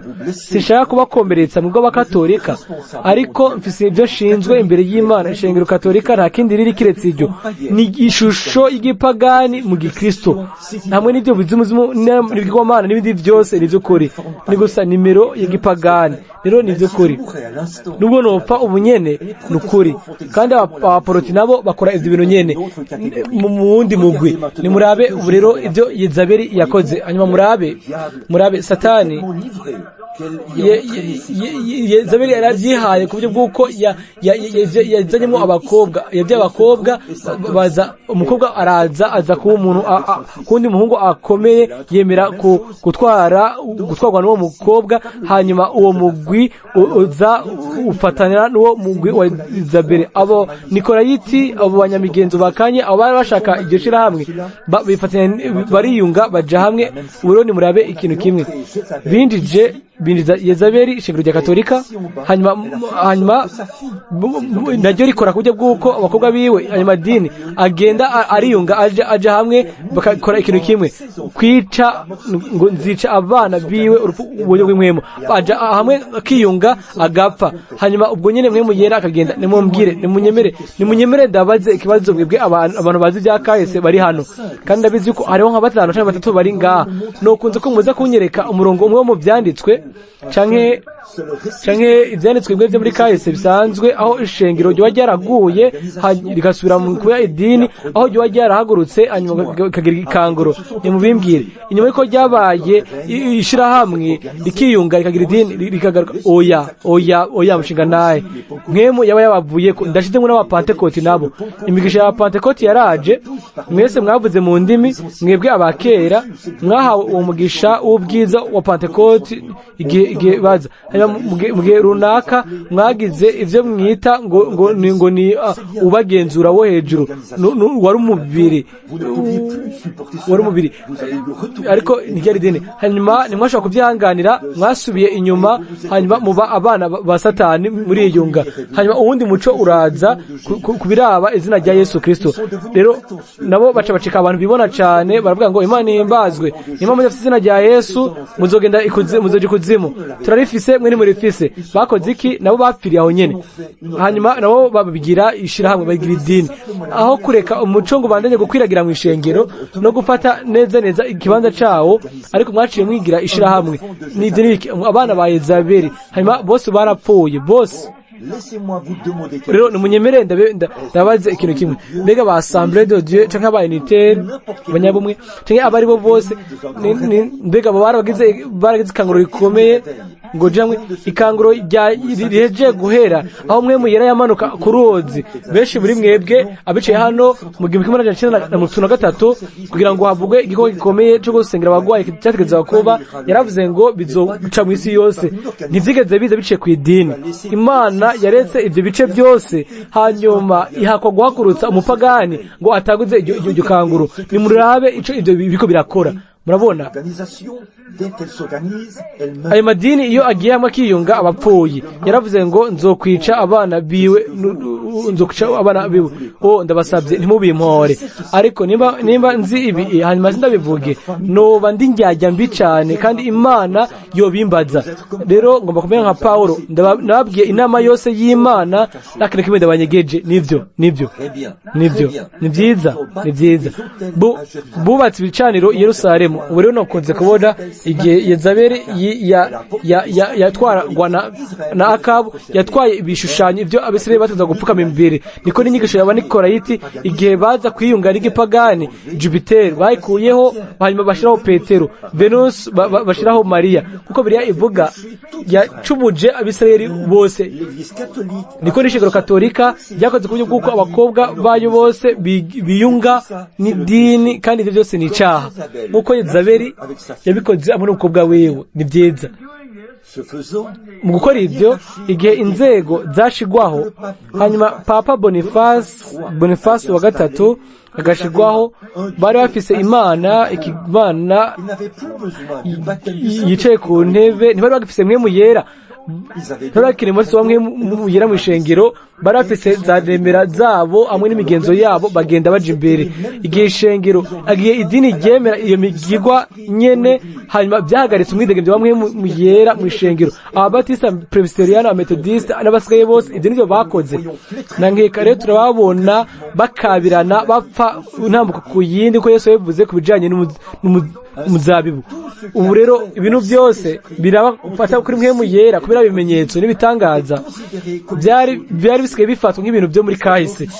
Baratunze nk'uko yabikoze Yezabeli, yakoresheje icaha isi yose kubera yuko yagiye mu mahanga yose we n'abakobwa biwe. Nibyo ubu rero nimurabe ingene yitwa ngaho mu kindi gihe c'ishengero, nimurabe ingene yitwa, murabe ingene hano avuga ku iherezo, aravuga umwami kugira ngo asohore abatorejwe biwe igitigiri gito, kuko nta numwe yokirijwe kiretse kuko byanditswe mu Yohana 13:6. Mbega mwokunda kide tubifata gatonyi, hariya avuga yuko uwo mugore yakoze yuko bose bahabwa ico kimenyetso, nico gikoko, nico yakoze abakuru, abahambaye, abakene, wari bo bose ikimenyetso c'igikoko. Bisigura ngo nishingiro rya Katolika y'Ikiroma ngo kimwe nivyo canke bagakora ikimenyetso ishusho yacu. Ibyo Yohana 13 bakora ishusho y'ico gikoko. Ndizera ko mwese mwabisomye. Nyimba bitari uko reka tubifate twihuse dusome ibyo bya Yohana 13:14. Kizimirisha ababa ku isi ibimenyetso cahawe gukorera mu maso ya gikoko. Aya mu mashengero ari hamwe kibarira ababa isi gukora igishushanyo ca gikoko cari n'uruguma rw'inkota kigahava kikabaho biciye ku bumana bwa gipapa bwa gipagani gushika mu Kiroma ca gipapa c'Iroma.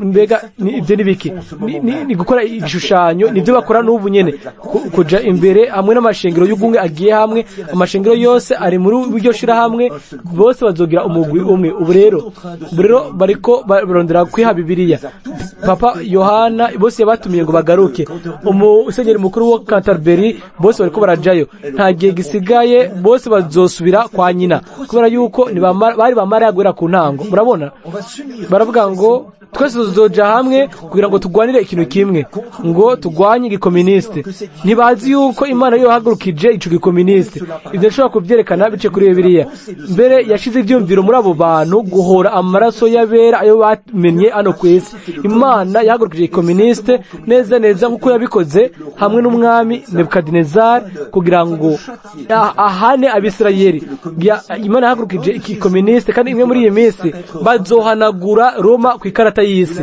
nivyo koko Imana yarabivuze ndagwanya igikomuniste kiragwanya Imana koko kiragwanya Imana ariko ntimugabe cyane ku gihuzu c'icuma ahubwo nimurabe kiya gihuzu c'agahama nimusome igitabo c'abahuye Imana ca Fox ivyo muzoyibona rero turabe murabona rero ubu rero hano yuko yakoze ku buryo bw'uko abatunzi abakene bose bahabwa ikimenyetso ariko hariho akagwi ako adashobora gukora ko ibyo murabizi ivyeshe Yohana 13 murongo w'umunani mwumvirize ibi ndabisoma ngo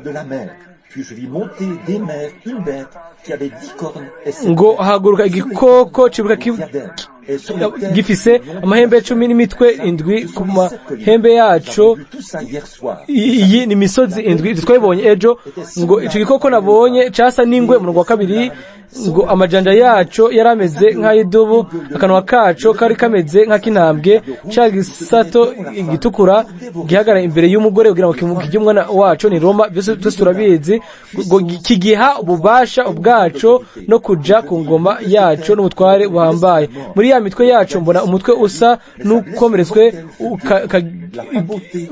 kagirire uruguma ngo biyunga abakristo biyunga ngo isi yose yariko ikurikira ico gikoko bagitangarira gikatolika cagikwira amashengero yose ari musi y'isi ngo Daniel yabivuze kubiraba icuma gikina civanga n'ibumba n'ibindi ngomba kubabwira akantu gatonyi kuri ivyo ibumba hamwe n'icuma bumba n'icuma mbega maze kumva avugwa iriya nama ikomeye yabaye hano aho Khrushchev yakuye ikirato ciwe akubita ku ntebe akubita ku meza mu koraniro ariho amahanga 5 yo mu burasirazuba n'amahanga 5 mu burengerazuba Khrushchev yari aserukira ibihugu byo mu burasirazuba Eisenhower nawe yari aserukira ibihugu byo mu burengerazuba abo nibo bakuru ba mbere niyo manini Khrushchev bisigura ibumba mu Kirusiya Eisenhower bisigura ngo ni icuma mu Congereza rero turi kwiherezo ngo batazira ico gisagto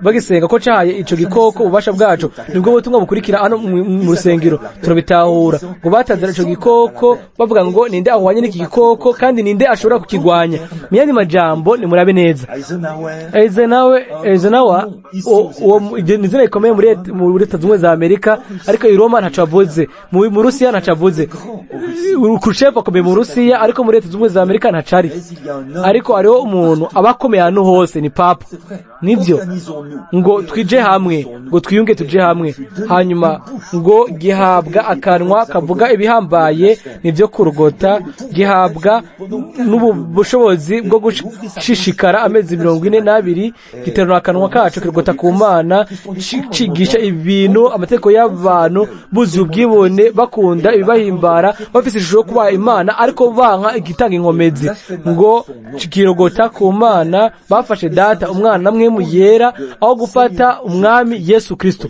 murabona kandi ishengero ryiwe ngo nuko ihema bigata ku izina ryayo ihema no kuba mwijuru gihabwa kugwanya abera no kubanesha iyo ni intango yo guhamwa ngo no kubanesha kandi gihabwa gutwara imiryango yose n'amoko yose n'indimi zose n'amahanga yose kandi aba ku isi bose bazogisenga umuntu wese atanditswe izina mu gitabo c'ubugingo c'umwagazi w'intama yatanzwe kw'ikimazi uhereye ku kuremwa kw'isi ngo imbere ko isi iremwa amazina yacu nimba ari mu gitabo c'umwagazi yanditswe muri ico gihe.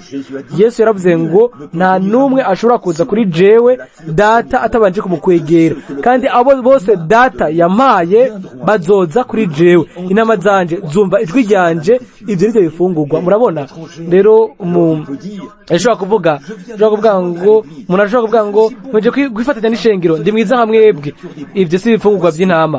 Ngibi ibifungurwa vy'intama twicaye twese hamwe ahantu ho mwijuru muri Yesu Kristo. Ni igitangaza, nivyo ni vyiza. Ubu rero reka duheze twihuse kuko twamaze kurenza isaha. Ubu ni vyiza, ariko ndavuga reka turabe ubu mfise umurongo wa 23 nzokwicisha urupfu abana biwe, kandi ishengero amashengero yose azomenya yuko ari jewe nsesa imishaha no mu mitima, kandi nzokwishura umuntu wese wo muri mwebwe bihwanye n'ivyo mwakoze. Ariko mwaba basigaye bo mu biti Tuwatira abadafise iyo nyigisho mwese, iyo nyigisho amadini y'abasenyeri bakuru, usenyeri bakuru n'abapapa, ngo abatakira iyo nyigisho. Ariko muri Bibiliya twabonye cyo ku mugoroba yuko Abisirayeli mu gihe cyo kuca Mowabu bo ntibari igihugu, bari abantu bari ku isi bidegembya, abantu bidegembya, bari abantu bagenda hano na hariya baba mu mahema n'ibindi. Niko bimeze no ku mugwi wa Pentecote. Aba Pentecote by'ukuri bayerera hano na hariya mu kibanza no mu kindi. Nibyo abantu batafise iyo nyigisho mwese, ariko bo bariyunga bakagira idini rikomeye. Rero abantu batakiriye iyo nyigisho kandi batamenye ivy'ibwina bya Satani, twarabonye aho intebe ya Satani yari iri ejo ku mugoroba, twabigarukanye gushika aho byatanguriye. Mbega intebe yiwe yari hehe? I Babuloni. Bani Babuloni, izo nzego, uwo mwami muherezi, mwami wo muri Babuloni yahunga ahunga abapese Ekarudamu aba ariya aza Iperugamo, aba Ishineyari ashika Iperugamo. Niyo twasomye mu bya kahise, ashitse hariya atangura kurema ishingiro rya Katolika, kandi byose bari Babyloni nyina. Ni byiza intebe ya Satani nkuko bavyita, ngo nta wundi mutwaro bikoreza atari uyu, ni wo gusa wo mufise. Ahubwo gato kari ngaho, murabona kari ko karanigirwa muri ico gihe c'umwijima, imyaka 1500 niyo babaye muri ivyo. Ngo ico mufise gusa ngo nimwumire kuco mufise mugashitsa aho nzozira. Mu yandi majambo ngo muracafise umugisha wa Pentecote imitima yawanyu, nimugumye ivyo nyene gushika aho nzoza kubahera uburuhukiro kubwiye gizokurikira mu gihe cakurikira. Unesha akitondera ibikorwa byanje agashitsa ku iherezo, nzoma ububasha bwo kuganza amahanga. Azoyaragiza inkoni y'icuma nk'uko bamenagura inzabya z'ibumba, nk'uko nanje nahawe na Data. Murabona iryo shengero, igihe c'ishengero, igihe rizohaguruka ku munsi w'urubanza rigwanya, ku munsi w'urubanza ryagiriza abo bapagani bo mu cyo gihe, ngo bazobahonyagira hasi, bazobamenagura nk'inzabya zibumba. Ariko biriya ivuga ngo kandi nzomuha ikinyenyeri cyo bugaturuturu. Murazi icyo arico? Kristo nico kinyenyeri cyo bugaturuturu. Ni byiza ngo uri n'ugutwi niyumve ico mwemu abwira amashengero. Orana mbega nimunezerewe, masaragiye ndacafise ibintu nshaka kuvuga kubiraba imyaka 2000 kumbure nzobigaruka ko ejo ku mugoroba.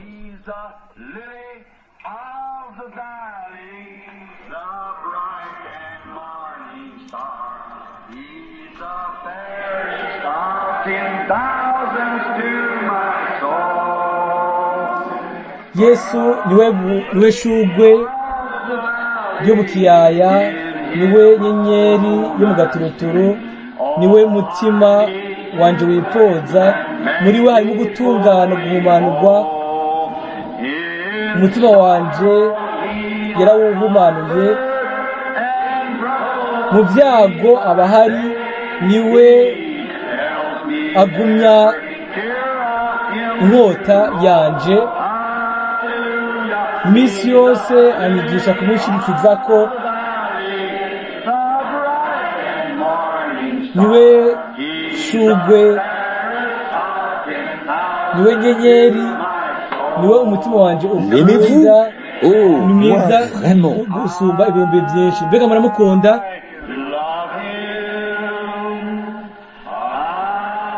Bon, adorons-le Reka maintenant. rero Après toutes ces tumuhimbaze paroles nyuma tranchantes et ce y'amajambo message. akarishe na buno butumwa.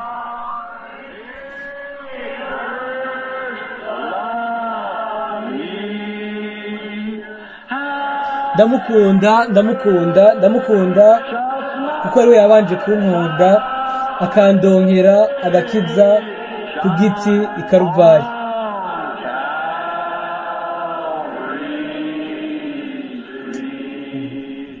N'est-il pas merveilleux? Mbega si igitangaza, ndamukunda. Rero ibyo ntashoboye kuvuga bizoba biri mu gitabo, kubera yuko ntidushobora kuvuga igihe cyose c'ishengero umugoroba umwe. Navuze ntekanye uyu mugoroba ko meze nk'usaraye. Mbega si igitangaza. There are people almost everywhere whose hearts are all on flame with the fire that fell on Pentecost that cleansed and made them clean. Oh, it's burning now. Hariyo abantu ahantu hose umutima wakaka biciye kuri wa muriro nyene wa Pentekoti uhumanura ukoza ubira ubu mu mutima wanje, izina ryiwe rihimbazwe. Nezerwa no kuvuga ko ndi umwe wo muri bo.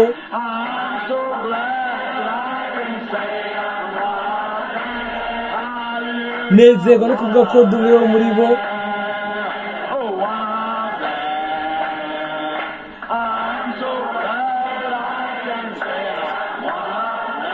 Ndanezerwa no kuvuga ko ndi umwe wo Je me muri bo. souviens d'un soir. Mbega muranezerewe?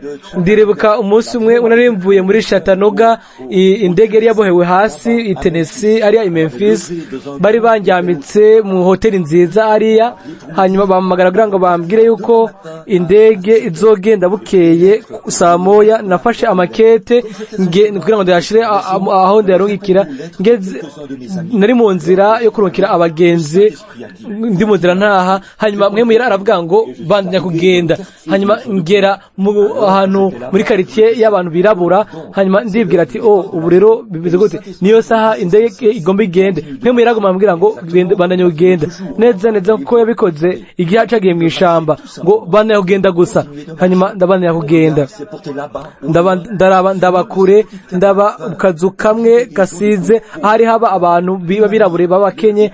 Hanyuma ari umutante umwe, umukamakare umwe yarafise ishati, yambaye ishati. Nanje nariko ndagenda ndirimba indirimbo ngo ndumwe wo muri bo, ndumwe muri bo. Ndanezerwa no kuvuga ko ndumwe wo muri mwe. Haleluya. Mwami, mbega ushaka iki? Ndumwe wo muri mwe, ndumwe wo muri bo. Mbega murizera yuko umuntu ashobora kugwana namwe mu yera? Yego koko. Ndanezerwa no kuvuga yuko ndumwe wo muri bo. Heze nk'imyaka 14 ivyo biheze, yariko arabira hejuru ya clôture. Nari hafi y'inzu yo yarari. Hanyuma mbona uwo mugore akuze umwirabure ariko arandaba.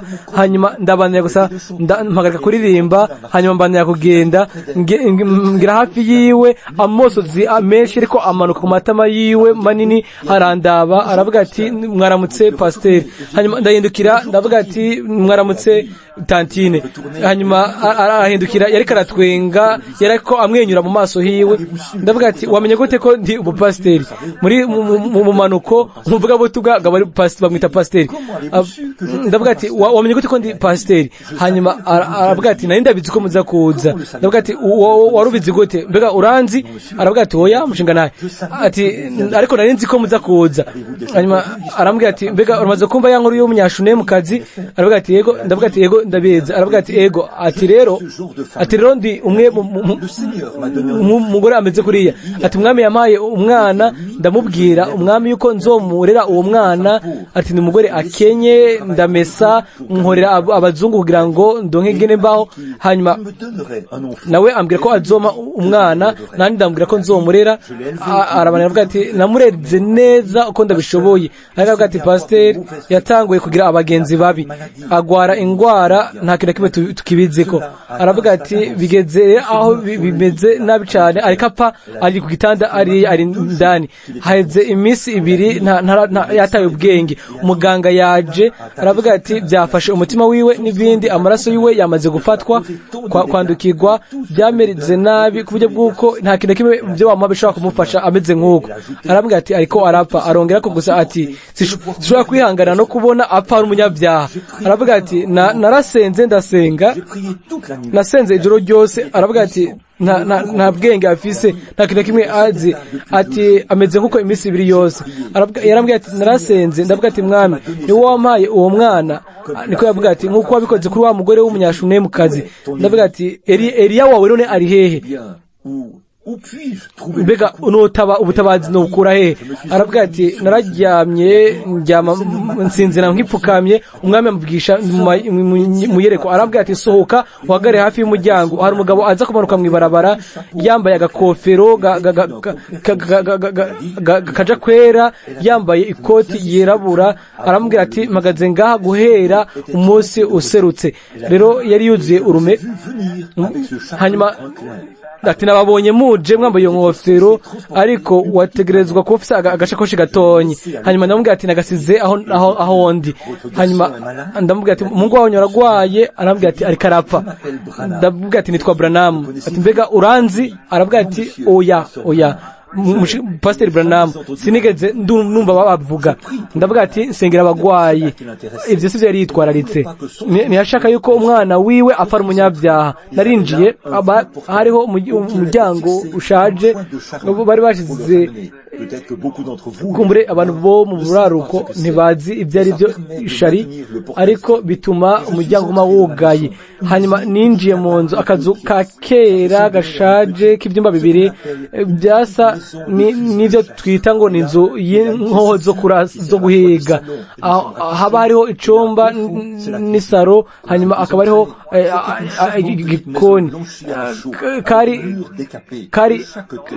Kari hariho umumbe, hari ndiyumvira yuko hariho ikaburimbi. Ndiyumvira yuko narabonye ibintu byinshi. Iyo igihe ninjira, hari inyandiko yanditse ku muryango, handitse ngo Imana ihezagira umuryango wacu.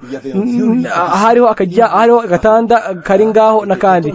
Hanyuma aho niho hari haryamye ico gisore kinini, cyari igihungu kinini. Uwo mungu mwiza yari ngaho. Ndiyumvira yuko yari afise nk'ibiro 90, yari afise nk'imetero 180. Yari ngaho gusa yipfutse, akabwira hanyuma nyina we aravuga ati akayoya ka nyina. Nandi ndibwira ati akayoya ka nyina. Yari afise ingwara syphilis, yariko arapfa. Hanyuma aramusoma ku gahanga, aramukorako, aravuga ati akayoya ka mama. Hanyuma umutima wanje wari ufashe. Ndavuga ati nawe waracukiye mu cyaha bimeze gute ugumuru akabebe kiwe? Ntaco bitwaye ingene yari mubi, yaguma ari akana ka nyina wako. Rero nariyumviriye ati Imana yaravuze ngo nyina yo kwibagira akayoya kayo, ariko Yesu no bibagira ko amazina yanyu ari mu kiganza canje. Ni gute mbega ibyo byoshoboka? Nararavye ndaraba uwo wera yariko agenda muri ico cumba. Bene data, washobora kubona ko atakana afise mu nzu, ariko mu nzu yari afise ikintu gikomeye. Ico inzu zose zo muri Indiana canke izindi zazwe kugira, yari afise Imana. No hitamo kugira ivyo gusumba kugira inzu zinini zifise abagore zifite abagore bambaye nabi n'ibintu biteye isoni. Aho hariho Bibiliya ya kera, impapuro zipfunyapfunyije. Nararavye aravuga ati sheri mukundwa, pastor yo gusengera nawe akishanga ngo harijimye. Ndavuga ati ivyo avuze ngo iki? Ati ntabyaze.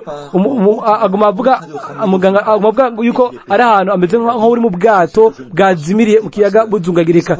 aravuga ati jewe sishobora kwihangana pasiteri yuko umwana wanje apfa uko ahama ngahone ndazi ko mwaje kumfashe kuko umwami niko yambwiye ndavuga ati ngiye ngomba ndamusengere birashoboka ko umwami aza kumukiza ivyo sivyo yari yitwararitse ivyo yashaka gusa kwari ko ahaguruka akavuga ko yakijijwe nivyo gusa abe yakijijwe gusa ntaco bitwaye uko biriko kose umunsi umwe yategerezwa kugenda gusa agende akijijwe iyaba gusa twogize inyifato nk'iyo uko hariya ahoraho yarabizi yuko azosura kuba nawe hariya hanyuma aravuga ati iyo bagusa no mwumva avuze ko akijijwe naravuze ati rero tupfukame hanyuma arapfukama fata ibiganza by'uwo muhungu byari bikanye cyane bisigaye bifatafata rero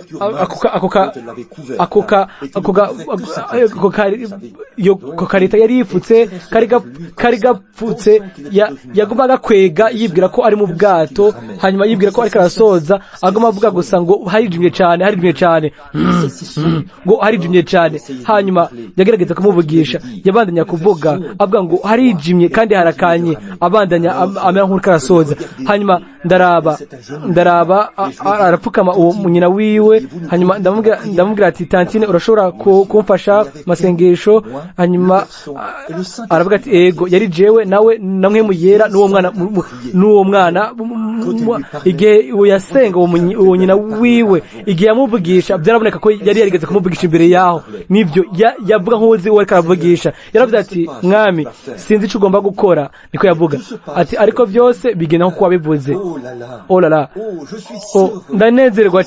ndanezerwa cyane yuko ari wa Yesu nyene we yari kumwe n'abera kera yari wa Yesu nyene ni Yesu nyene uyu munsi kandi sinigeze ndamubaza idini yo yararimo niba yari umubatisti Pentecote canke uwo ari we ibyo sije nitwaretse kumenya jewe nariko nkurikira mwe muyera gusa hanyuma nawe yakora ibyo nyene turaba ibyo akora amatwara apfukamye hanyuma atangura gusenga igihe yaheza gusenga arahaguruka arasubira gusoma umuhungu wiwe aravuga ati mana hezegira akayoya kanje hanyuma aravuga ati bureo pasteur namwe murashobora gusenga ndavuga ati ego mpasoni hanyuma aho hari nka saa 2 hafi saa 3 hanyuma nari ku birometero 3 byaho nari naraye mu hoteli indege yategeza kuguruka saa 1 senenzi ibyo ngomba kubivamwo nashize ibiganza ku maguru yiwe ndavuga ati data uri mu ijuru ibisida bitahura nategerezwa kuba nafashe indege aheze umwanya haheze nk'isaha n'inusu waguma uvuga gusa ngo bandanye ugende ngiye ikintu cyo nyine nasanze gushika ubu hanyuma yambwiye yuko yambonye ndiko ndaza nimba yari wowe rero mwami sinzi ikindi kintu nokora kiretse gushira ibiganza k'uyu muhungu aravuga ati umuhungu aravuga ati mama icumba kiriko kirabonana muco uri kurabonekana minota 5 yari yicaye ku gitanda afashe ku bitugu nyina wiwe hanyuma narihuse ndiruka mfata taxi genda gufata valise yanje kugira ngo nje mu hoteli nibwira yuko nzorindira nk'iminsi 2 canke 3 murazi ngene byari bigoye neza inyuma y'intambara kuba umuntu yoroha indege hanyuma navuga ati ngiye kurindira iminsi mikenya hanyuma nurira muri taxi ndiruka cyane ku kibuga c'indege neza ninjiye bariko baravuga ngo indege 196 igomba je Louisville Kentucky igomba ihaguruke ubunyene Imana uko niko yaboheye indege aho ku bwanje ibyo ndabyizera imyaka 2 iheze nari muri gari ya moshi ngenda ya Arizona muri kwa Fresh Arit ubwo makoraniro twari dufise ntegeza guca gufata muri Tamor n'abandi hanyuma igihe nashika hariya narahagaze aho i Memphis hanyuma igari ya moshi irahagarara murabizi yuko iyo bahagarara mu burengerazuba hanyuma igasubira inyuma hanyuma bagahindura aho inzira yakiragenda sandwich iba igugwa nka 60 hanyuma hari handi ntushobora kuyagura 15 hanyuma ihagaze nashaka kugura sandwich nagomba kugura hamburger duzuye bufuko ngire yubire ndiko ndajariya hanyuma nturutse gari ya mosha ndihuta ndondera kioske idanaza imikate ya hamburger hanyuma amara nk'iminota 30 gari ya mosha ngaho nagomba nihe hamburger uwo mukate hanyuma nomba umuntu akavuga ngo mwaramutse pasteur ndaraba hafi hanyuma mbona umuntu ngaho ambunira urugohe aravuga ati ntiwamenye ndavuga ati muhungu sindabyibaza aregera aravuga ati ndaba neza ndavuga ati ego, ndavuga ati sinibaza ko ndakuzi. Aravuga ati jewe ndakuzi. Aravuga ati wowe uri Pastor Branham. Ndavuga ati ego nibyo. Ati mbega uramaze kuja mu makoraniro yanje? Aravuga ati oya. Ati uribuka cya gitondo aho mwigeze kuza muri iwacu nyina wanje? Ndavuga ati oya si mwebwe. Aravuga ati ego ni jewe. Ati ni jewe. Aravuga ati Pastor, ati narakize neza, mfite amagara meza, ibirenze kuri ibyo ndi umukristo ubu. Ahimbazwe umwami.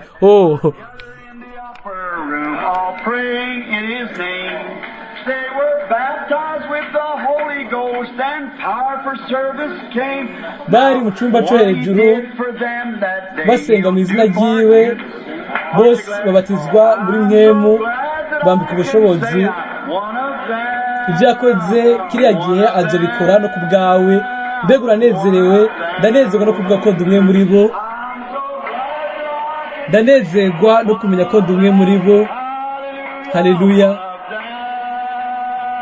Ndi umwe muri bo. Ndanezerwa no kuvuga ko ndi umwe muri bo. Ils n'ont pas beaucoup d'instructions et tout. Ntibize cyane,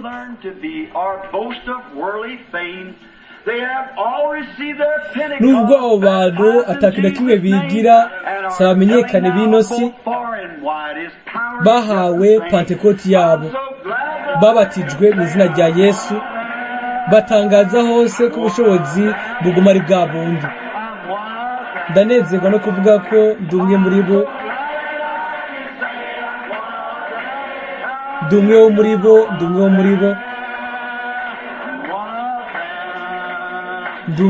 bo. Ndanezerwa no kumenya ko ndi umwe wo muri bo.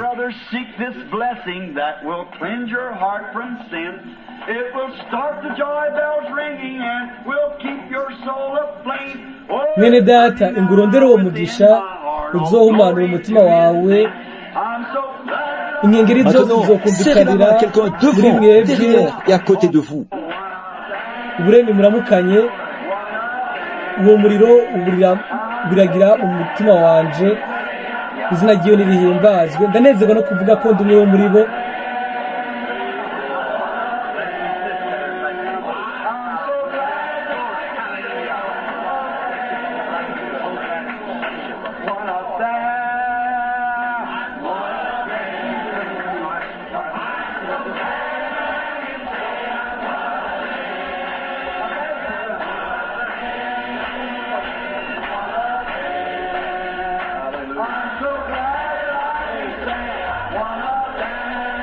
Ndanezerwa no kuvuga ko ndi umwe wo muri bo. Ndanezerwa no kuvuga ko ndi umwe muri bo. Ndanezerwa no kuvuga ko ndi umwe wo muri bo.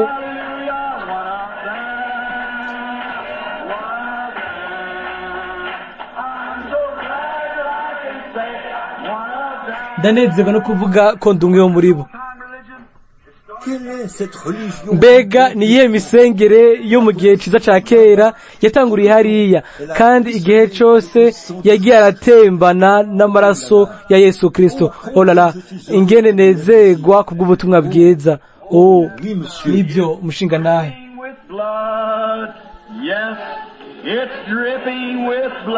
Gutemba amaraso, ubutumwa bwiza bwamwe mu yera, gutemba amaraso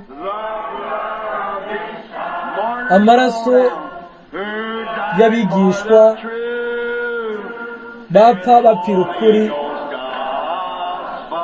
Ubutumwa bwiza bwamwe mu yera butemba amaraso. Mbega bujyanye n'ubuhe butumwa bwiza? Ni bumwe bwatangura ku munsi wa Pentekote. Murabona,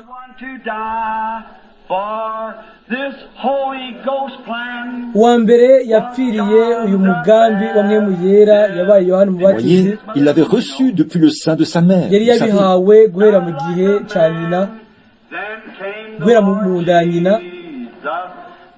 Yapfuye nk'umugabo, hanyuma haza umwami Yesu, baramubamba, yigisha ko mwemu akiza abantu icyaha. Buracyatemba amaraso iminsi yose. Ego, ubutumwa bwiza bwa mwemu yera buracatemba amaraso, amaraso y'abigishwa, abapfiriye ukuri. Ubutumwa bwiza bwa mwemu yera butemba amaraso. Ntimushobora kubugira idini, oya. Habayeho Petero na Paulo n'intumwa Yohana bahebye ubuzima bwabo kubwo umuco w'ubutumwa bwiza, bavanze amaraso yabo hamwe n'ay'abahanuzi ba kera kugira ngo ubutumwa, ijambo ry'Imana rizanwe mu kugororoka kose. Buracatemba amaraso, ubutumwa bwiza buracatemba amaraso,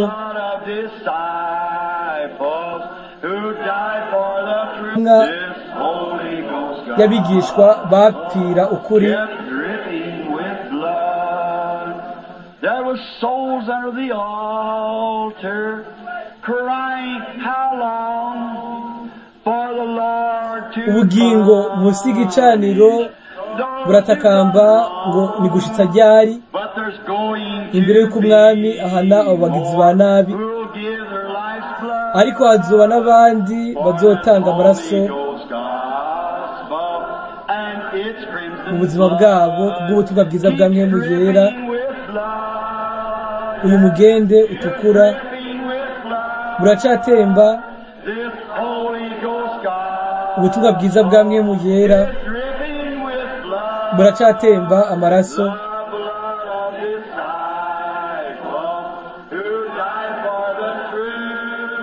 Kubw'intumwa, amaraso y'abigishwa bapfiriye ukuri.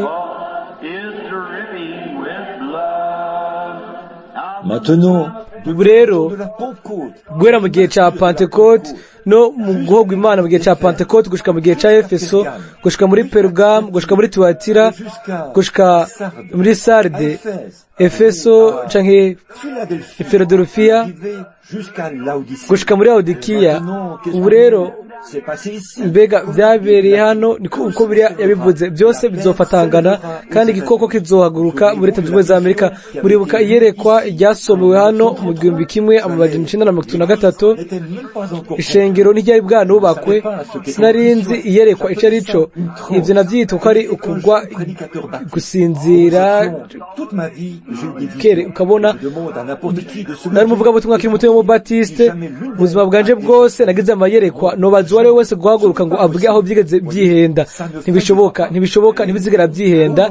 Rero mu gihe cyo gutangura kwigishwa ko kwa Mungu nagize iyerekwa hano mu nzu y'abaframaso kwa Shariken, twarakagwi gato. Nabonye umukuru w'igihugu Roosevelt azoshira isi mu ntambara y'isi yose. Navuze mbere y'igihe yuko hazuye matware atatu, abanazisme, fascisme n'abakomuniste.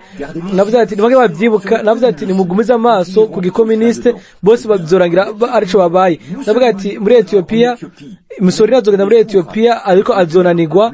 Naravuze ngo mu nyuma tuzoja kugwana n'Ubudagi, ariko naravuze ngo Ubudagi buzokomezwa inyuma y'ibihome by'amabeto imyaka 11 imbere yuko hubakwa umurongo w'imagino. Hanyuma naravuze ati iyo ntambara tuzoyitsinda. Intambara imaze guhera bizoshika aho science, abanyabwenge bazotera imbere cyane. Naravuze ati muri ico gihe bazokora imodoka, kandi izo modoka zizobanira kugira ishusho zigira. Murabizi ingene zari zimeze mu 1933. Naravuze ati zizogera zimera nk'izimeze nk'irigi, hanyuma zozisa nk'amagi. Nabonye kwibarabara rinini gose imodoka yagenda idafise ivura imbere muri yo, hari ubushobozi bwayitwara ubwayo. Naravuze ati muri ico gihe bazoha uburenganzira abagore bwo gutora, hanyuma abagore bizorangira. Iki gihugu ni igihugu ca kigore, cekanwa umugore ahantu hose, gifise igitigiri 13. Naravuze ati igihugu c'abagore gifise uburenganzira hano, byose kizovyonona. kukibona kizotuma isi ihona.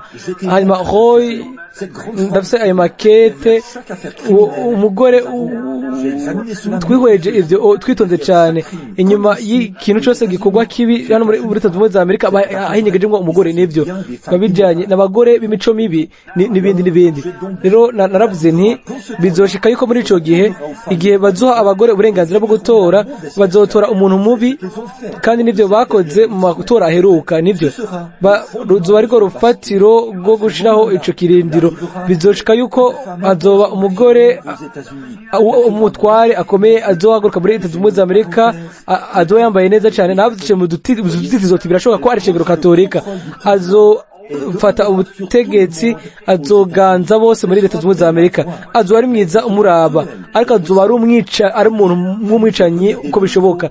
Hanyuma nasuye kuraba mbona Leta Zunze za Amerika zisigaye rutuvunji haturitse ntacyari gisigaye ivyo nabivuze muri ico gihe ivyo yari uku niko umwami avuze mu byumvireko bitanu muri ivyo indwi byamaze gushika ishengero rizoganza ishengero katolika kandi kwerezo ry'igihe bizoza naravuze ati nabonye ibitandara biturika na Leta Zunze za Amerika byari bimeze nk'ikibuga kiri gusa kure aho hose nashobora kubona mfatiye aho narindi naravuze ati mvuze yuko uko ibintu biko biragenda mvuze imbere y'igihe yuko hagati y'umwaka n'umwaka wa 77 kuri ibyo bizotegereza kuba yuko ibintu byihuta cyane rero twicaye ahantu hari poudre ifu yiturika bagenzi ariko data wacu wo mwijuru yaratanze isezerano mbega sigitangaza kuba umusabyi wa Kristo ibintu byose yasezeranije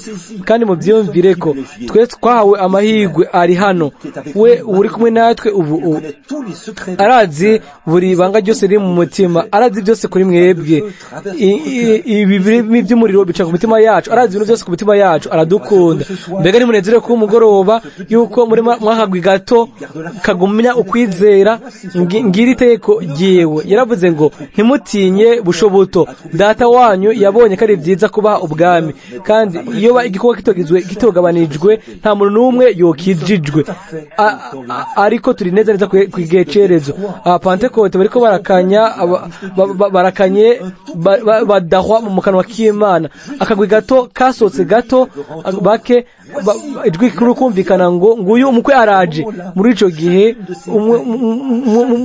buri kanguro ryose mu byibuke habaye guterama inshuro indwi turi muko guterama kwindwi kandi buri nkumi yose gora ku ntango gushika bose baragurutse amen mbega byari biki ni wa mwemu yera nyene rero igijengro ryagiye nkuko twebonye kwa mugweruka Yosefu kugira ngo yereke Abisirayeli benese yarungitse umugore wiwe n'abandi bose baje mu nzu asigara gusa hamwe n'abayuda arababwira ati ndi Yosefu mwene so mufatire ivyo kubyanditswe yuko bazoshira umunsi wo kugandara inzu yose izobiri mu gihe cyo kugandara bazobaza ati ibyo bikomere byo biva hehe azovuga ibyo bifite mu biganza byawe azovuga ati mu biganza ni mu nzu y'abakunzi banje nibo batoye abamutoye bazobona yaragaze ngaho uwo Yosefu ariko yarababwiye ati ntimushavure kuko ni kugira ngo Imana bakize ubuzima nico Imana yabikoreye yego ubuzima bw'ishengero abantu bo mu mahanga kubwo izina ryiwe yicagura ubwoko mu bantu bo mu mahanga turi kuhereza bene data niho tugeze ashimwe izina ry'umwami reka turimbe twese hamwe indirimbo nziza nka bene data n'abashiki bacu ba Pentecote muravuga ngo ndi mu Baptiste ariko niba mufise umugisha wa Pentecote muri wa Pentecote nivyo ni byiza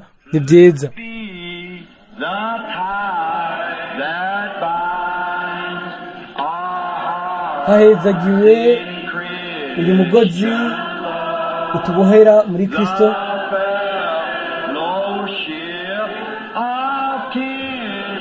urukundo rwera urukundo rw'Imana ubwo mwemu asuka muri twebwe ubu rero nimwumvirize bagenzi nimba hari umuntu muri mwebwe hano muri twebwe ari ahantu runaka ku nzira y'ubuzima yaretse ubururazi ukinjira mu mutima wiwe nimunyumvirize nimubyikure ko ubunyene nimureke ikintu na kimwe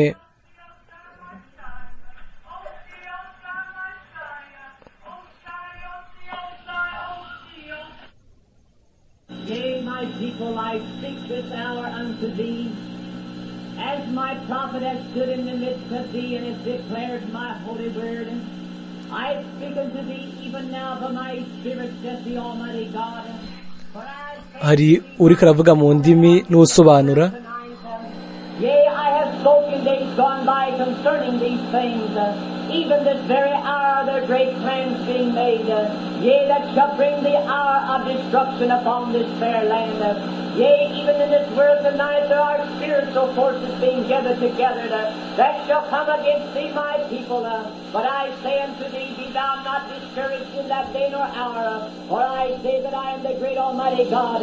Yea, even as I took my children from the land of bondage, yea, even as I brought them into the wilderness, into the promised land, even so shall I take thee home with me. And I say unto thee, my people, be thou not discouraged, but put thy trust in the Almighty God. For I say that I have loved thee with my great love, and I have called thee out of the world of sin, that thou might be my chosen people, and that in thee I might manifest my power and glory. And I speak these words tonight unto thee, that thou might be encouraged. Says the Lord. Amen. Amen.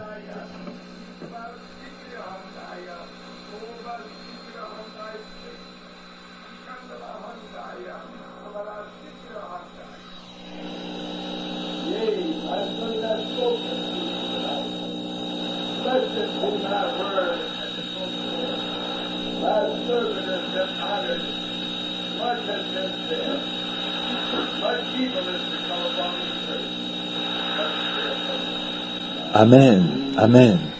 Seigneur Jésus, nous te Mwami Yesu turagushimira kubwo buno butumwa, ibyo biradukorako tuzi yuko ibi tutabihunze ariko twagomeje kwizera. Ndasenga Mana kugira ngo mwemu abandanye kuba mu ishengero, ukore ko tuba dufatanije bamwe ku bandi. Data, utugumize hafi yawe kandi ugendere hagati muri twebwe Mwami, muri kino gihe ca nyuma c'igitereko amatara cyo tubayemwo, umuco wacu tumurikire Mwami muri kino gihe cyo mwijima, kuko turabizi yuko igitereko amatara amwe n'inyenyeri zerekana ko ari umwijima. Mwami, turanezerwa yuko turi abana b'umuco, abagendera mu muco w'Imana, ntidufatanije n'isi ngo ibintu by'isi, ariko turi abana bawe. Ingene tugushimira kubw'ibi bintu, turagushimira yuko warungitse ubu butumwa nko kwemeza ijambo ryawe, kugira ngo wubahwe kandi hagati muri twebwe, ushobore kuturinda umurwazi wose wo kwese, uduhe kuguma mu kwezwa, kugira ngo ubuzima bwacu bube butunganye bwera imbere yawe. Amaraso ya Yesu Kristo akora ibyo kubw'umwe wese muri twebwe. Nimba ari ikintu cyose cyo hagati muri twebwe kidatunganye, ico gikureho Mwami, ugikure muri twebwe. Ubu niyo saha yo kwisesangura. Aya makoraniro afise igikorwa cyo kuraba imitima yacu. Wavuze ko ibirimi by'umuriro mu maso yawe ari gusesangura no kumenya ukaganza mu mitima.